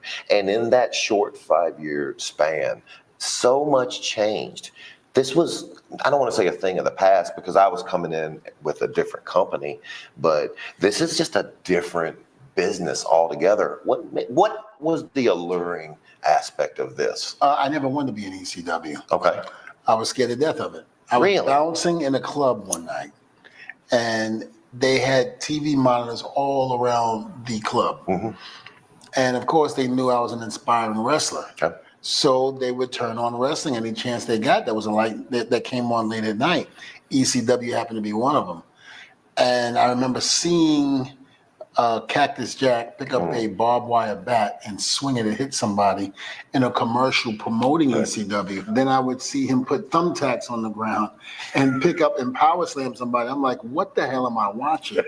This is like barbaric. This is before UFC came. Right. I came into Johnny Rod's school one day because Johnny Rod was my trainer. He was the one that trained me down at Gleason's gym in Brooklyn. He said, what do you think about ECW? I had a 5-minute conversation all within 2 seconds in my head, and I went, love it.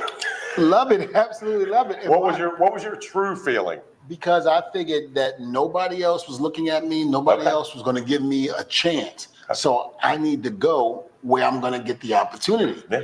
Not knowing that ECW helped change the face of professional wrestling. It did. It helped bring in the attitude era, because if it wasn't for ECW, we would have no attitude era. 100%. And so not knowing anything, I just said, you know what, Johnny, I would love to be there. Okay, so we see the crutch across Mass Transit's back. Are we still on script here?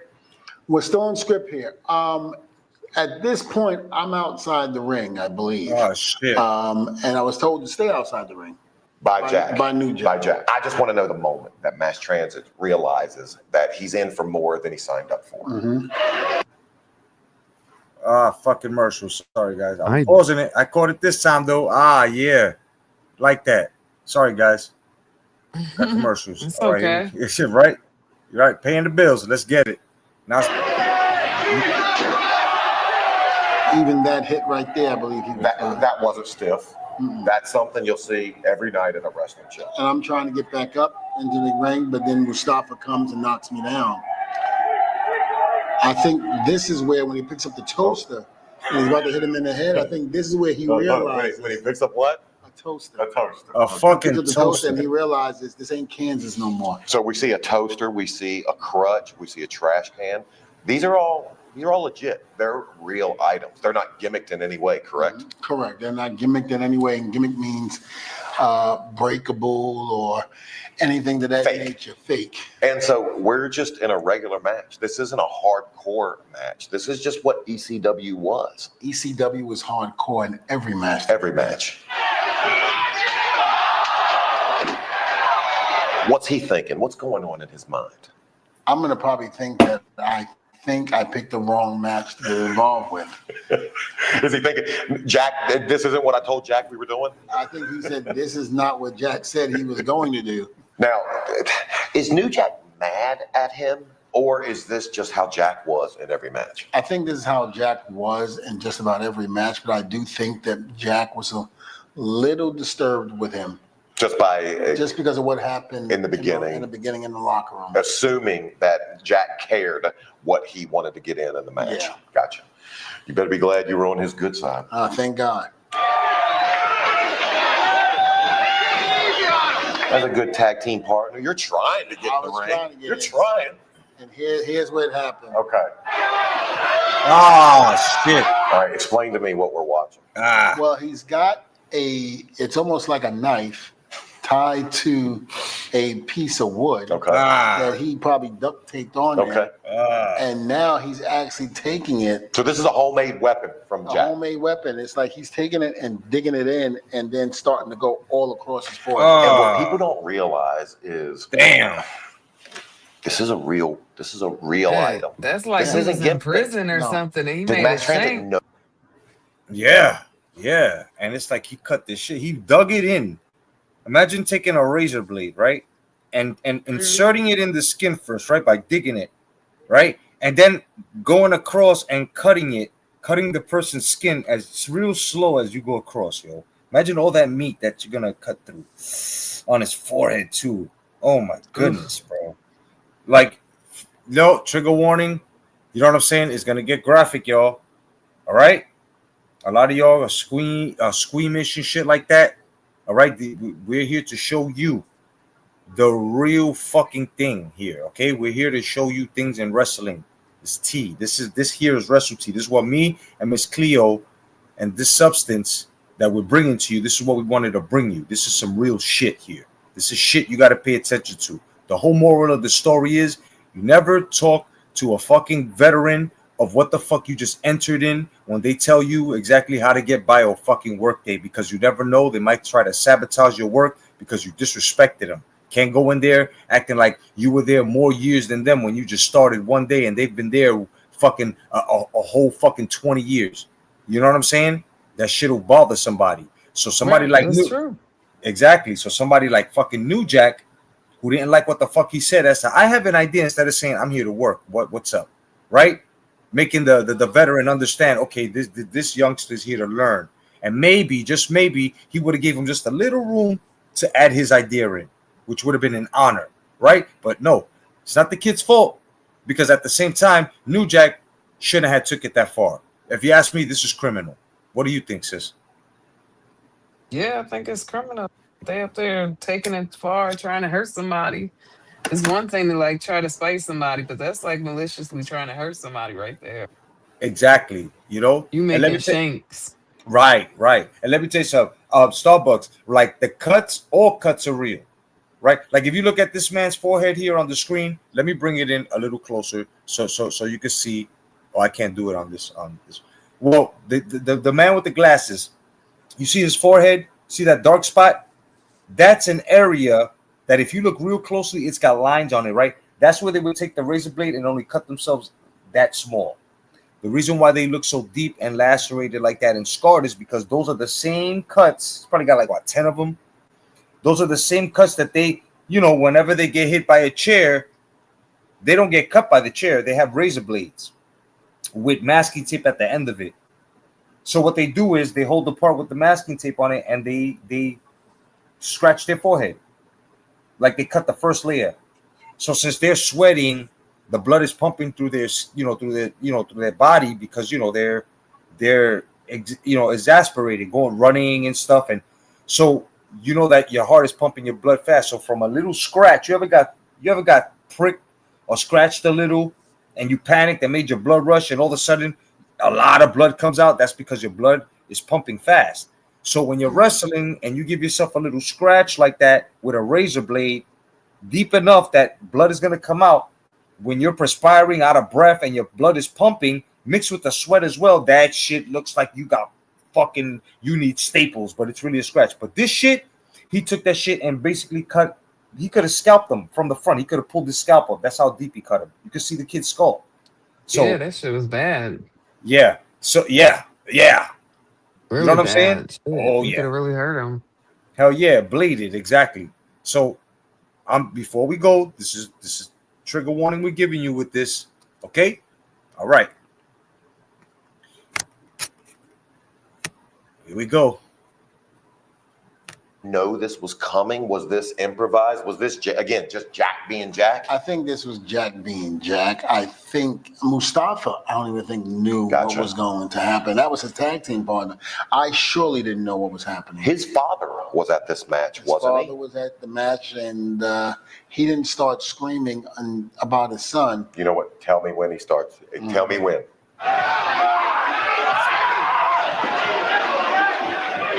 If you notice, he feels his forehead, looks down, sees the blood. I don't think he realized, just until then, he didn't how realize deep it then. was. He didn't even realize then. I feel, and I got to keep telling myself, he's 17 years old. Yeah. He's 17 years old. 17. All right. Now, that's not New Jack's fault. You could say it's the company's fault. But the kid lied about his age. Okay? You'll find out further. Yeah. Yeah. You'll find out further. This shit, oof.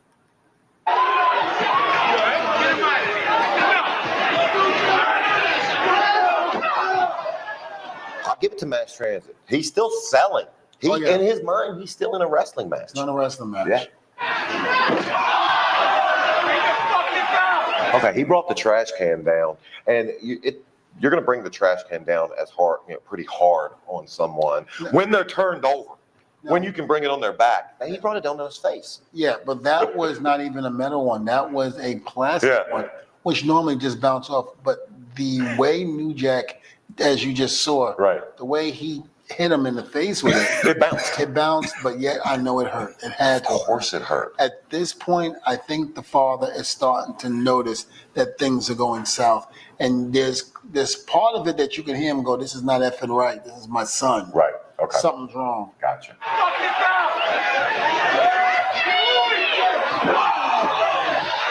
Okay. Mustafa is working. He took care of him on that punch. Mustafa's working it.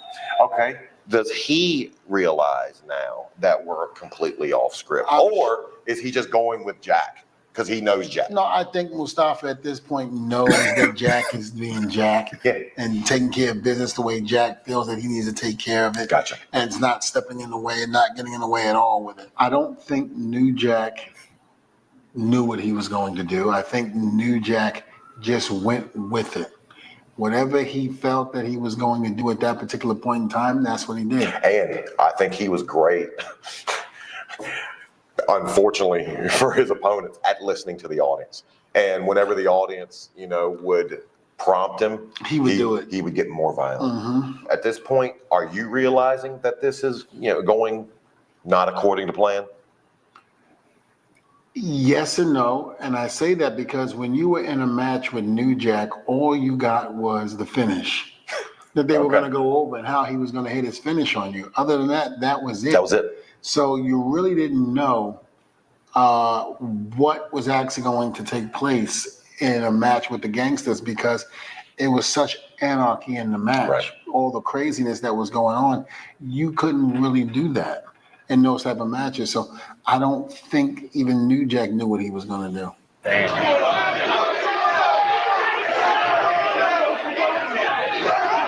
And I love it how they're giving you just enough to stay down and sell on the outside.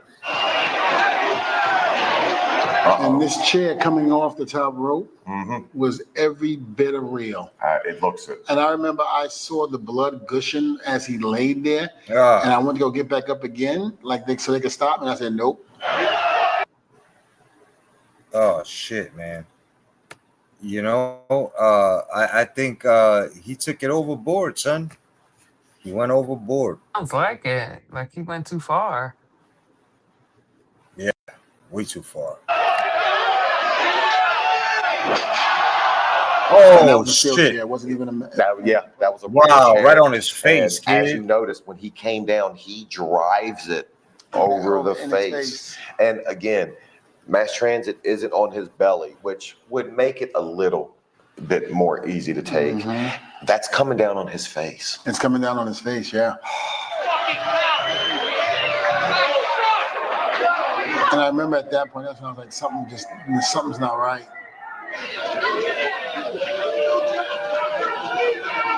Hold up, was that his hair? Was he bleeding? That was bleeding. It was like he hit a vein. Oh, so he's like that. He's gushing blood. And New Jack doesn't care. His father is screaming at this point. He's only 17. And New Jack was getting in an argument with the father. And basically telling him, I hope he dies. I hope he dies. God rest his soul now because he did pass on. Right. Him and his father both have passed on. Mass transit? Yes. Mass Transit's father and himself have passed on. Nothing related Nothing to related this. to this. Oh, but okay. It was just, it was. I'm sure this didn't help. No, and it was sad, man. It really was sad to see this. What, this match? Yeah, because, you know, you can't blame the father for getting upset and seeing his son gushing blood like that and somebody screaming, I hope you die. You have kids in the business. I can't think that you would stand and allow your boys to go through I this. really couldn't, and I really couldn't. I know you. I would have to jump the rail. Oh, I know you, and I know you wouldn't allow it. Who is that that's taking care? Was that medic on site? That was medic on site. She traveled with us. I forgot her name because it's been almost 30 Right. years, but she used to be with us all the time.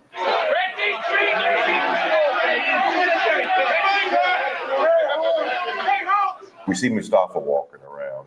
Do you think he's worried at this point, or I really don't think any of us really were worried. We didn't. And I say that including the fans. I think the fans thought this was part of the show. Gotcha. Yeah.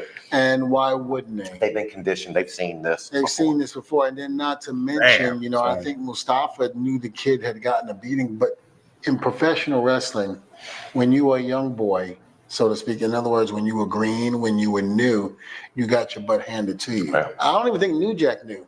Because I think if he knew, I don't think he would be incriminating himself in terms of I hope he dies. With the crowd and everything. With the crowd and He's everything. still playing his But then his again, gimmick. New Jack was New Jack, so he didn't care. Yeah. Is he out? Is he out cold? No, he's up. He's up the whole time during all of this. He's lost a lot of blood. New Jack's cutting this promo. Mustafa's patrolling the ring. Mass Transit's bleeding uncontrollably. Where's Devon at during this time? Devon's on the floor hiding, trying to get underneath the fucking ring. That's Because a at word. that point, I had never seen anything like that before. And I grew up in Brooklyn, New York, in the projects. You've seen stuff. I've seen stuff, but this was like right there, and I was a part of it, which really scared me to death as a 23-year-old kid. Absolutely. So I had no idea what was happening. I mean, again, these were grown men. Right. Damn.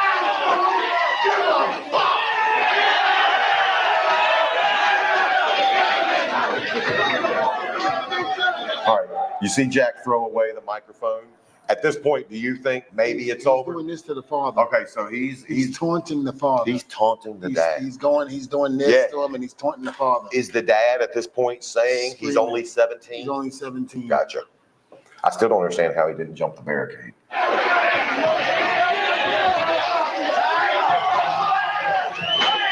think at this point, Mustafa realized. He knows. Started to realize the severity Gotcha. of this. Well, because the medic's working on him. He really hasn't moved much. Yeah.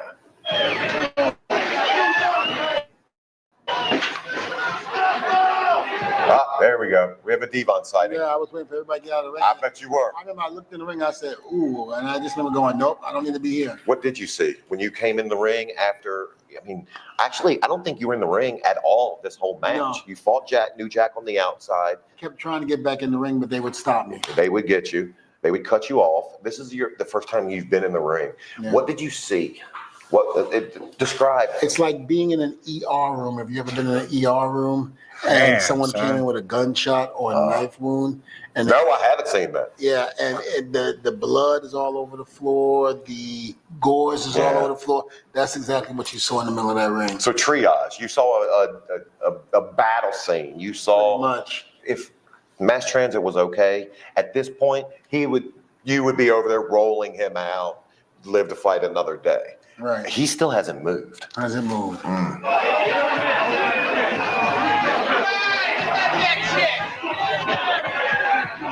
Where were you guys in the card last match? Was there more to happen? There was more to go on, yeah. Did it? Yeah, it did. And that's his father right there, I believe. Okay. In the brown? Yes. Okay. I see them. They're getting the ring ready because they have more action. I see pools of blood also on the apron. We wrestled in it. Every show. Every show. We weren't. That was nothing. It was nothing. We weren't like WWE where they could change the mat or put 5 mats. 5 canvases down and remove one. Then remove the one.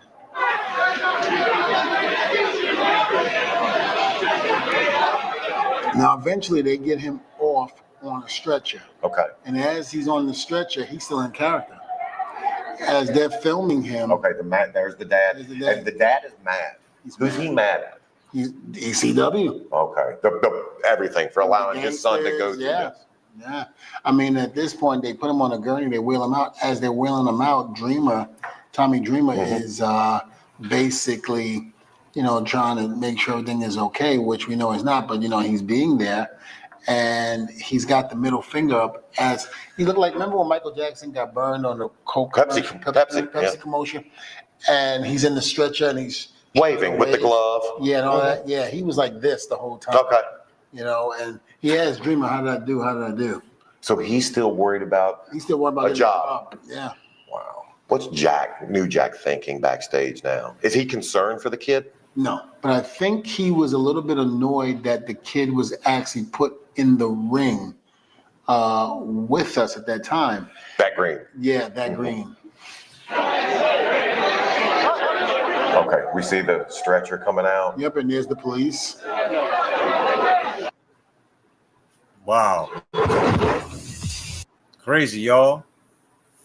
Crazy motherfucking that's story. A shame. Oh, yeah. You know what I mean?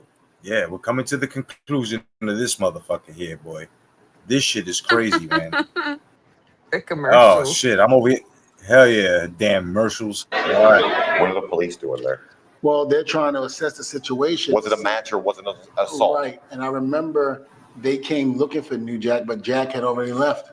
Wow. He was out. Do you think they would have put him in cuffs? Absolutely. The father was one to press charges. And remember, he was 17, so they didn't have to get permission. It's a minor. Right. Are you kidding me? 17. His father's the one that has the rights as an adult to press charges. What's Paul thinking at this time? Paul has to be terrified. It's Paul Heyman.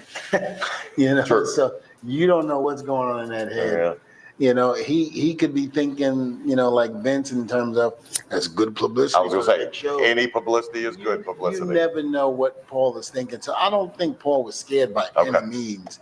I think Paul was just digesting everything. What happened, yeah. And trying to, what happened and probably replaying it in his head over and over again, certain things, and seeing what the next plan was going to be. Gotcha. They're having an IV bag hooked up to him. Yeah. Yeah, he's lost a lot of fluids. Where are you at? Are you backstage by this point? At that point, I'm backstage. Gotcha.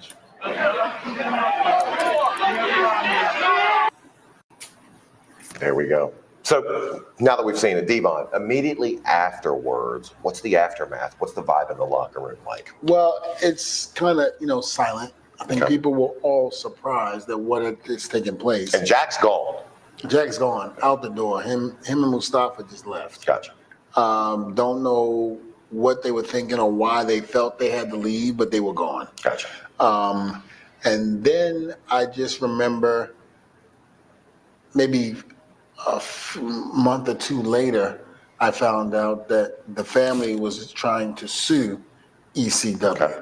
New Jack, Paul Heyman, and ECW as a whole. Was New Jack ever arrested? Was he ever? I don't know. Did he ever face charges for this? Yes. He did. He did. I mean, he was on trial. I know you had to go to court over this. I had to go to court and testify. Go figure. What'd you have to do? Testify. Okay. It was my first time ever being in a situation as serious as this. Again, 23 years old. Yeah. So not having a clue on life or what the hell I just got myself into. So it was kind of scary, to have New Jack on trial and for attempted murder. That's what they charged him with? I believe that's what it was. It was attempted murder. What was mass transit? That was attempted How long was murder. his hospital stay? It sure was. I'm not sure. You sure? I'm not sure. I know he went to the hospital and got a few hundred stitches. Wow. To close that up, I believe, because the vein was cut too. So they had to go in and stitch that, plus the overall cut on top of the head. Do you know who took care of his hospital bill? Because I know who probably didn't. And you're probably accurate with that statement. Did you ever see Mass Transit in another match in ECW No, again? that was it. That was it? That was it. I mean, I don't think Paulie or ECW powers to be would dare take a chance on bringing the kid back, even after he turned 18. Right. To that particular type of style of match. So what was the outcome for New Jack and for ECW? Well, I can tell you this. New Jack was found not guilty. Okay. And didn't go to jail, didn't do any of that. So ECW, I believe, might have had to pay a little bit of money. Okay. But not as much as they were probably suing for. Not as much as they probably should have. Mm-hmm. Sometimes negative things have to take place in order to get the change and to get to where we ultimately want to go. Mm-hmm. I know a lot of even the indie organizations out there, they're very, very particular with making sure that anybody that performs is over 18. And I think we have this to thank for that. Absolutely. Devon, where can we find you these days? Well, you can find me at DDA, Devon Dudley Academy, and the link is in the description. Down in Winter Park, Florida, right? Winter Park, Florida, and I'm down there changing and doing the right thing for the wrestling business. Devon. No doubt. You know what I'm saying? Okay, that's that. Oh yeah, that was one hell of a story, sis. You know what I'm saying? He cut him so deep, man. You know what I mean? Just cut an artery, but what he did, and he needed 100+ stitches for that, man. Bet you, because he cut him past the white meat. Shit. Oh fuck, man! With a shank. He made a fucking shank, man. That is just terrible, man. That's some crazy work right there, guys. You know what I mean? We hope you enjoyed that story. You know what I mean? We got one more, and this is the tragic life of Luna Vachon. But before we get into that, we want to let y'all know that Jermaine will be on sometime this weekend or this week. Sis, do you know when? It'll be tomorrow. Tomorrow to be a members only. There we go. You have to get your membership. That's right. Get your memberships. And Tuesday will be, the public one. Yeah.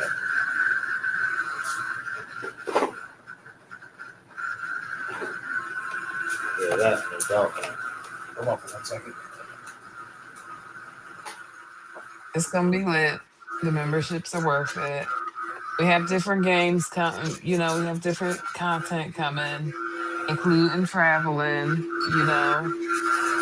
Kicking it, including different main topics. So yeah, we'll be on tomorrow for sure. It'll be members only though. The first 30 minutes free. All right. That sounds like a fucking deal. That sounds shit. Everybody go get your memberships. You know what I mean? They got that tea. They got celebrity news.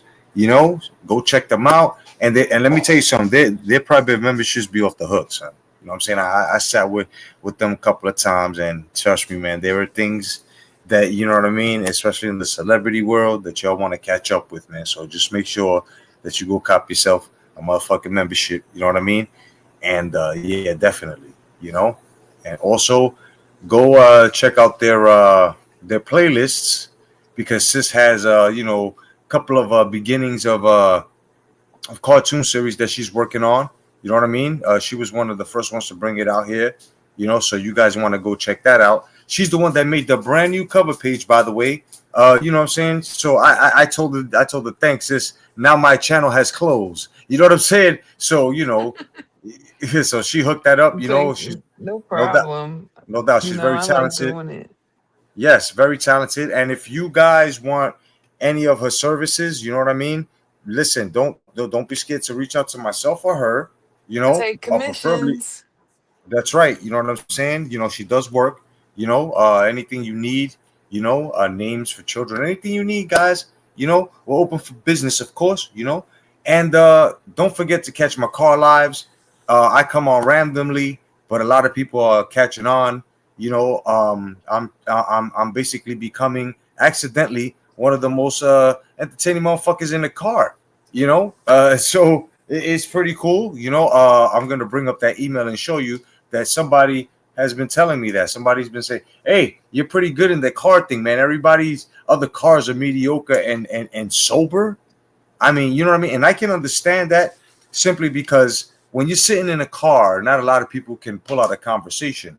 Now, me, I'm all over the place talking about ugly people, uneven titties, and everything else like that. So you might want to go check out my motherfucking car lives. Definitely.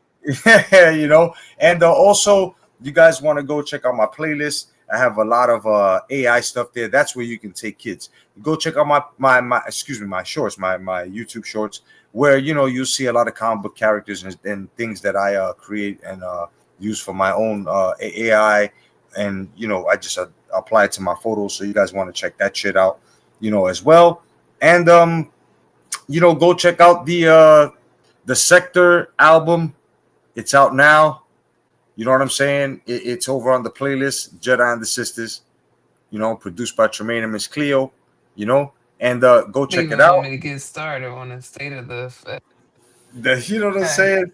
Y'all got to go Keeping for it the. wrestling, but boy, That's right. Y'all got to go to telling the you. membership. Let them go to the membership for that one because y'all gonna be seeing some Mm-hmm. crazy shit. But yeah, go get your memberships, guys. It's gonna be a lot of fun. You know what I mean? Yes, indeed. It's a long, hot summer in front of Oh yes, definitely. So now let me give you two editorials that I promised. This is for the wrestling heads that are expecting things that are going on because this is a WrestleMania weekend, and of course I know you guys are like, holy shit, the show actually has a format. Yeah, you know we can be professional with shit too. Look at that, we showed you clips, right? We kept it on par, right? Yeah, we got one more for you, but let me hit you with the news here. All right, now of course, sis, you know Paige. Remember Paige, aka Saraya? Yep. Well, she will be returning tomorrow or Sunday. I don't know which day, but she will be returning at WrestleMania. And basically, because one of the Bella twins got hurt, okay? But so they will replace her with Soraya. So Soraya will be returning tomorrow or Sunday during the WrestleMania weekend. All right. So you guys be sure to go check that out. And of course, the tea that was given to me by Sis earlier, Jay Uso caught cheating. Now, Sis, could you explain to people exactly why it would be considered cheating? because Jay Uso's still married. There we go. You know, So he up here repping this chick that's in training, and it's like, ooh, let me find out you playing to hide the salami to advance your career. You being stereotypical, Jay. You being like your father 2.0. hell yeah, like daddy. What's up, Hawker Mustang? Welcome, my brother. Welcome. Good to see you. No doubt. We got Yes, Red Glove. He is married. I thought everybody knew that for real.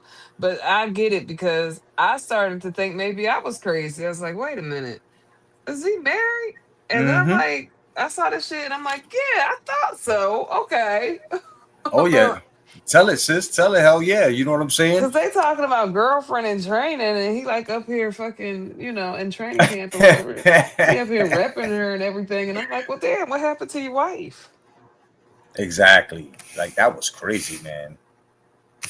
That shit. Like when I heard that shit and then I read it, I was like, holy shit. So let me tell you what the scoop is. Jay Uso is rumored to be dating another wrestler, up and coming wrestler. Her name is Yeah, she in Jada. the training shit. Yeah, Yeah, Jada or some shit like that. Jada Parker. Now, of course, the daughter of WWE Hall of Famer, and of course, one half of one of the greatest tag teams to ever lace up their boots, and that's the Hart Foundation with Bret Hart, not his daughter, Jim the Anvil Neidhart. Ha ha ha! Yeah, baby. You know the big brawly guy that had that fucking long ass beard that would be, Hmm. dressed like his daughter Natalia accidentally basically uploaded a photo of their relationship, and that's how it got out. So not only Jey Uso has to deal with this Cameron shit or whatever, okay. Let's just throw that there. But he was repping her too. He made fucking tweets and everything saying they together. Oh yeah, oh yeah. That's why I was like, Well, what Yeah. happened to the wife? I'm sitting there like in confusion. Like, well, where's the wife at? We didn't hear Yeah. about a divorce. Yeah. And he came out on social media and claimed Jada. So I guess He did.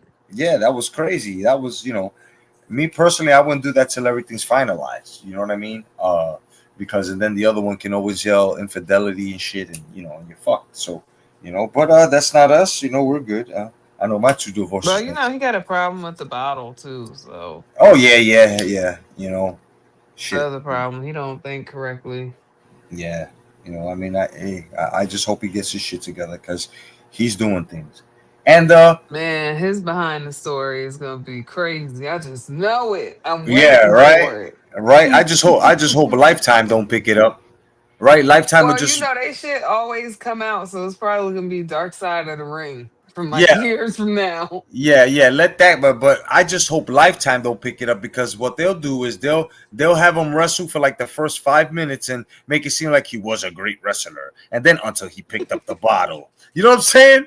They'll make him look like a fucking lush throughout the whole thing, and then they'll add a little shit like he had a car accident here and there, ran over a person's arm type shit.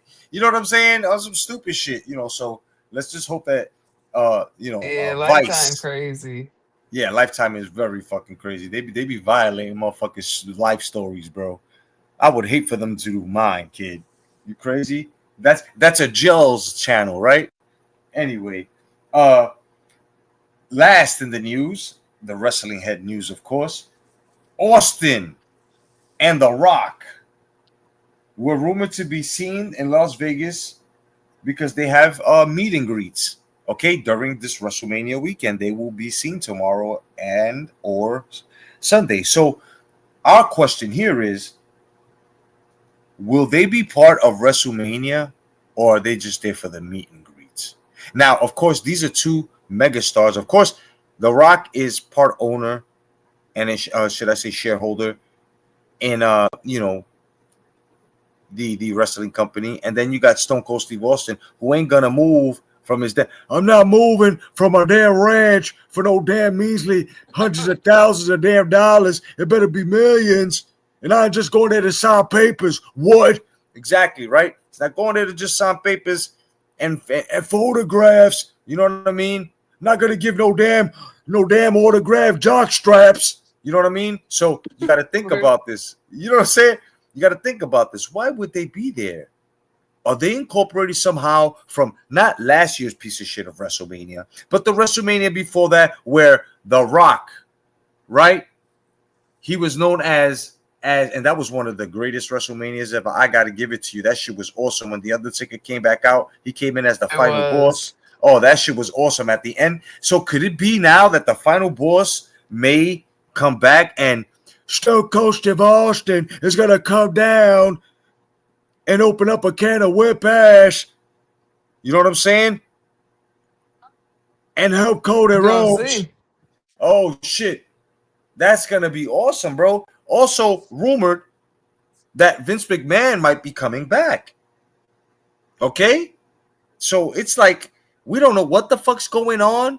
Last time we heard rumors like this where a lot of things were thrown in and there was like a lot of Easter eggs was not last year's piece of shit WrestleMania, the WrestleMania before that.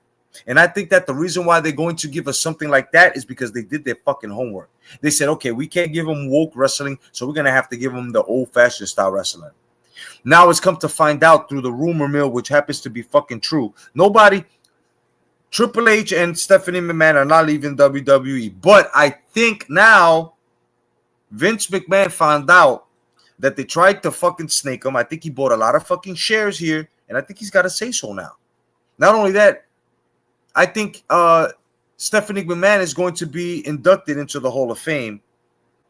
So I think, so I think he might be there for those festivities as well, or maybe just for that. Mm-hmm. Now, everything is a speculation here. You can take it with a grain of salt and with some dirty panties over your shoulders. We don't give a fuck. You know what I mean? But this is just the wrestling motherfucking head news. So take that how you like. Now, let's get into Luna. Yep, that's exactly what we beautiful segue, sis. Now, let's get into Luna Vachon. That's right, Luna Vachon. Now, she was a great wrestling pioneer. A lot of y'all don't know her, but we do. She was one crazy motherfucker. She had both sides of her head shaved, and she would wear a blonde mane, like a mullet mane, going almost down to her back, and she would wear these crazy mascara Didn't makeup. she come out? She came out with Gold Dust too, right? Yes, and yep, and she was married to Gangrel, Mm-hmm. from the Brood, the vampire, So let's sit back and watch this story on Miss Luna Vachon, no doubt, because I'd say right now she was one of a kind. Okay, and we're going to find out exactly how and what happened to her. We're also going to learn about her, her wrestling career and exactly what she contributed into wrestling. So, without any further ado, let's bring to you, motherfuckers, this this Luna Vachon piece. Let's go.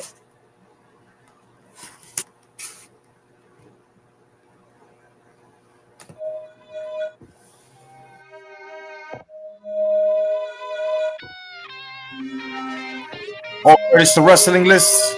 We'll check out the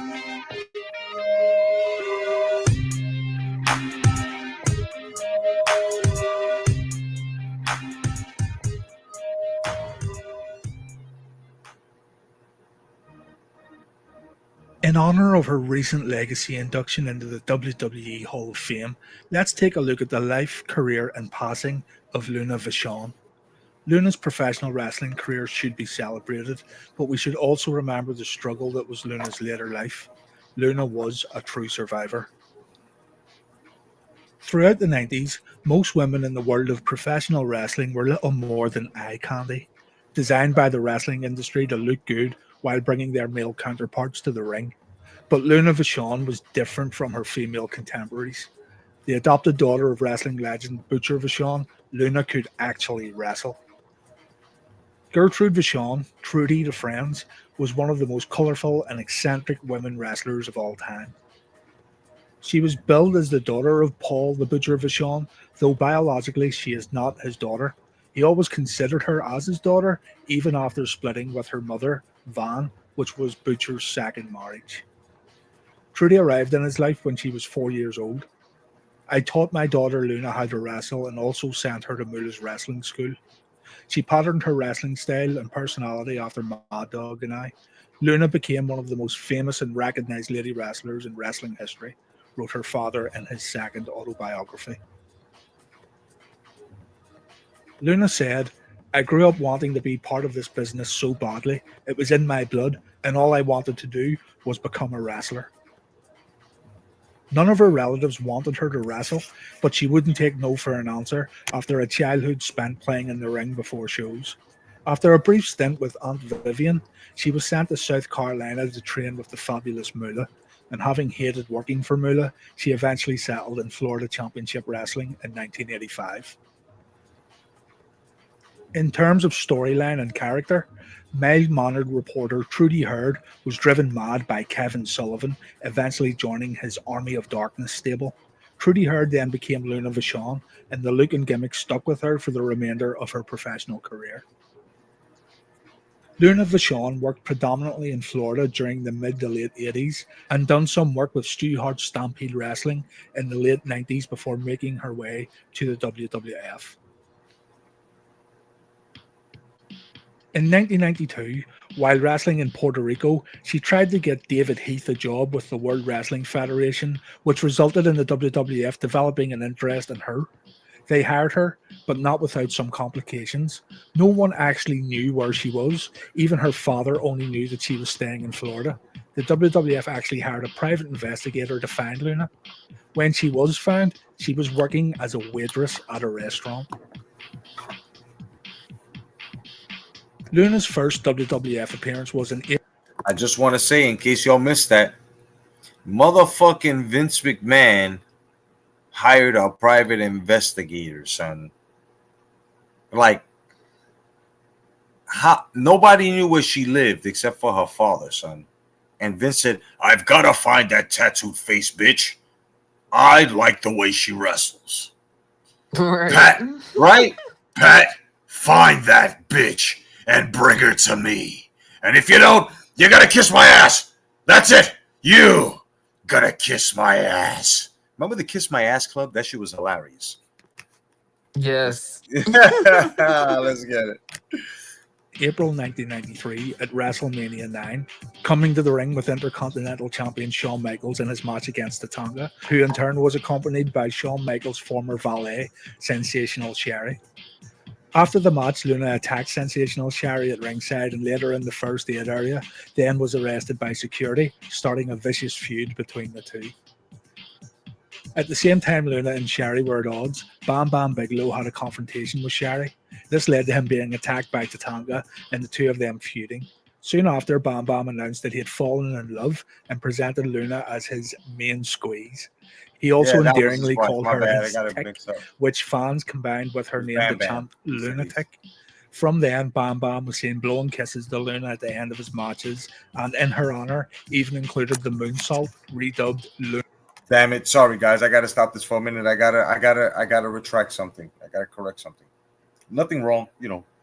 But I had said that Gangrel was her husband. It wasn't. She just came out with him as a valet. Sometimes. It was Bam Bam Bigelow. This guy here, the Beast of the East, that was her husband. Him right here. My bad, guys.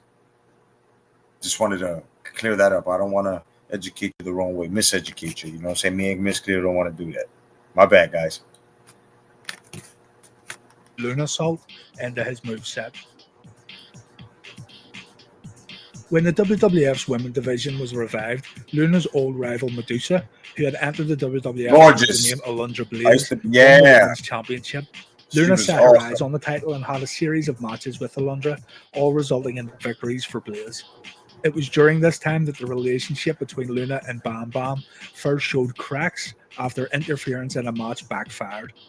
In the summer, Luna sold Bam Bam's contract to Ted DiBiase, who was beginning to build his $1 million corporation. Luna then picked Japanese wrestler Bull Nakano to win the women's title from Blaze, which she eventually did. Luna, however, left the WWF shortly after this title match.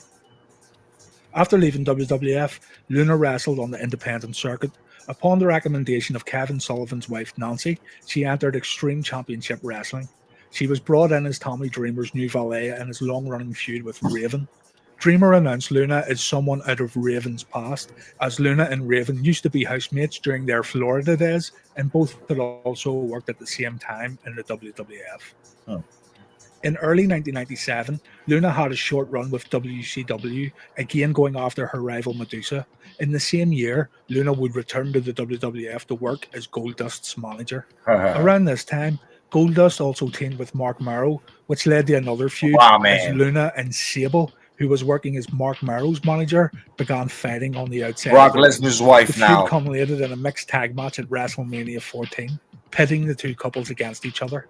After this, Luna challenged Sable to an evening gown match at Unforgiven and scored the victory by stripping her opponent down to her underwear.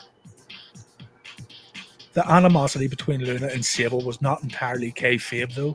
As Sable's popularity increased, she adopted a presumptuous attitude towards other competitors.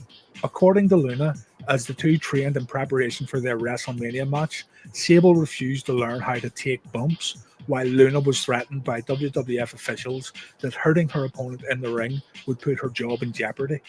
Sable also annoyed Luna with bragging about being promised the Women's Championship, a goal that had eluded the veteran Luna during her whole tenure with the WWF. Luna was also heard after she had carried Sable in their match, as Sable was universally congratulated, while Luna was only consoled by Owen Hart. Wow. Still, Luna described the match as a highlight in her career. There are other stories out there regarding Luna and Sable's backstage heat, but not knowing exactly what's true and what isn't, it may not be fair to discuss them. Something was going on backstage though, and it even began including Luna's husband Gangrel, along with Sable's husband Mark Morrow at the time. And I was correct. Okay, but Bam Bam was her first husband, Gangrel was the second, and Mark Morrow. Wow, man. Okay, so I was correct. Sorry, guys. Luna continued to work for the WWE right up until 2000. Fans of the Attitude Era will mostly remember her time as Goldust manager and also her time in the Oddities, which Luna described the group as being the worst wrestlers that you could ever throw into a ring. However, in 2000, WWF released Luna from her contract. Dave Meltzer reported that it had something to do with a conflict between her and a WWF producer. The altercation with her and a producer was revealed to be an excuse. Both Luna and Gangrel were featured in a shoot interview. The pair said that the producer in question was a friend of Luna's and had shot a spitball into Luna's hair. Wow. Luna then went into the trainer's room, got permission to borrow the trainer's tape, then taped the producer's mouth shut and wrapped tape all around her. Holy shit. Everyone had a big laugh over it, including the producer. It was a joke. A few days later, though, Luna got a call at home from Jim Ross firing her for the taping incident. Wow. Apparently someone had been taping Brian Christopher to urinals naked and leaving him there for hours. Oh, and it was shit. enough circumstantial evidence to blame her for things taped up the producer. Keep in mind that this following information came from... So they used to tape up Scotty to Hottie, son, to the fucking toilet naked, son? That's crazy. Right. What the fuck, son? That is, yo, we find this shit out, though. This is crazy. Came from Luna's own mouth. Luna said that she feels the only reason she was kept around that long was because she was involved in debunking accusations Sable made that Owen Hart and others had sexually harassed her and that everyone in the WWF was on drugs except Sable. Wow. After leaving the WWF, Luna continued to manage Gangrel during her independent tours all over the world, as well as wrestling on her own. On December 5th, 2007, Luna Vachon announced her retirement. Her last match took place on December 7th for Great Lakes Championship Wrestling in Milwaukee. She successfully defended her Great Lakes Championship Wrestling Ladies Championship against Tracy Brooks and then retired as champion.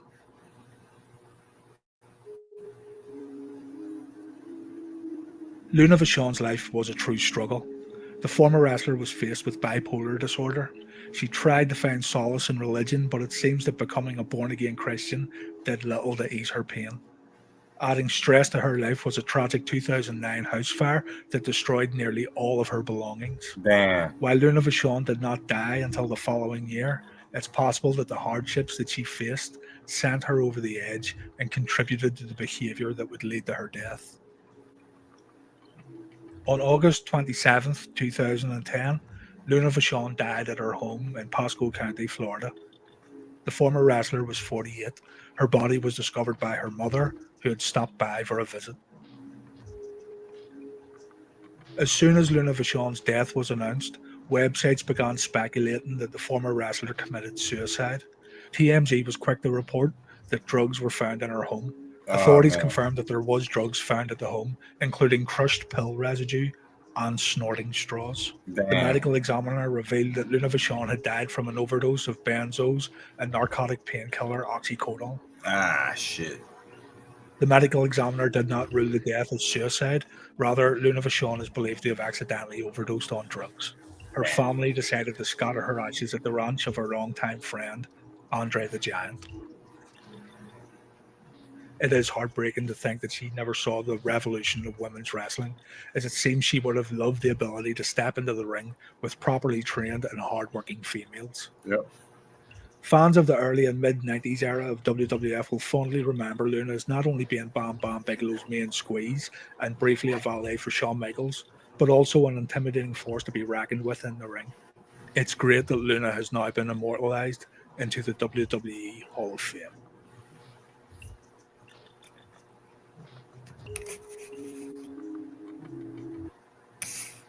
You know what I'm saying? Luna Vachon was a bad motherfucker, kid.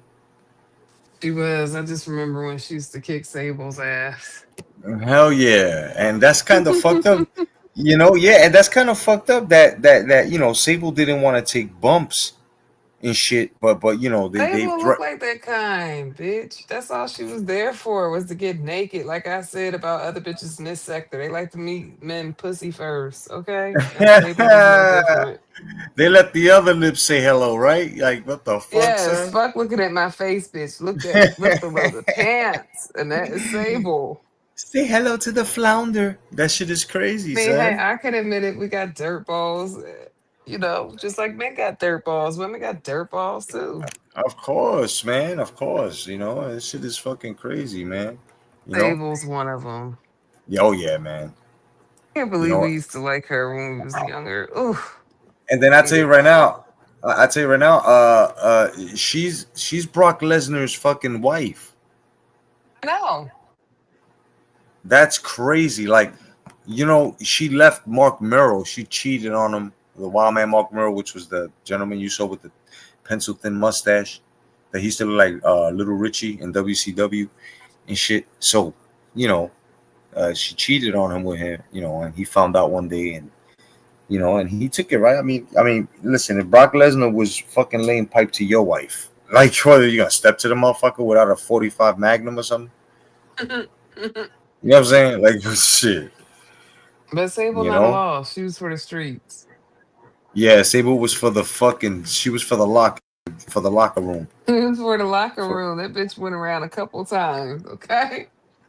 hell yeah, shit. You're being very modest and kind. You know, with I a couple of am. times. Shit. You know, it was more like a sunny thing going on. You know, but we hope that you've enjoyed this episode of special episode, WrestleMania weekend episode. Okay, because me and Cleo was like, should we give it to him? And then we was like, yeah, let's do it. You know, so we hope that you guys enjoyed. You know what I'm saying? And don't forget the replay posse. Peace to y'all. You know what I mean? Right now it says Yes. there's right now this is there's 6. Okay, but there's really 45 people watching. Peace to y'all that are in the bushes as well. Please hit the like, share, and subscribe if you like. Once again, if anybody would like to donate to the channel, it's pinned there. You can go to to PayPal, or you can do Cash App, whatever's there. $ Boxing Jedi. All contributions go to, of course, the channel. You know what I'm saying, which is this program, because whatever's collected in whatever program, it goes straight to that program. So you know what I'm saying. And that's basically it. Once again, catch Kicking It with Tremaine and Miss Cleo. Tomorrow, they will put up exactly what time they will be up. It will be membership only live. Please make sure that you get your memberships if you don't want to miss out on the hot tea, on the celebrities, the sectors, and everything going on. And you definitely don't want to miss out on their roast. So go check them out. You know what I'm saying? Especially the AI, you know what I'm saying? Shit that they bring you by Miss Cleo. Go check it out. You know what I'm saying? Peace to Miss Tremaine as well. Peace to Chris Dior. You know what I mean? And of course, everybody on this channel, go check out the shorts. Hit the playback, and once again, man, happy Friday, y'all, and now Saturday. Friday. Happy Saturday. Yep, that's right. Happy Saturday and happy WrestleMania weekend. Let's get it. That's right, guys. That's right. We'll discuss Otherwise, Monday. that's right. Yes, we will. Otherwise, than that, I'm gonna watch Raw too Monday, so it'll be plenty to discuss. oh yeah, and Sis is gonna be taking notes. That's right. She'll be taking notes to bring exactly for the next episode as to what happened on Raw. And if you guys are, if nobody's out here, me and Miss Cleo will probably put our ideas together and probably cook up another one of these for you during the week after Monday. Let's see what happens. You know what I mean? But otherwise than that, for Miss Cleo and myself, the Jedi, J. Cotto, God bless each and every one of y'all. Sis, blessings in abundance. Everybody, blessings in abundance. You know what I'm saying? See you too, and good night, everyone. Yes, definitely. Good night, everyone. Peace.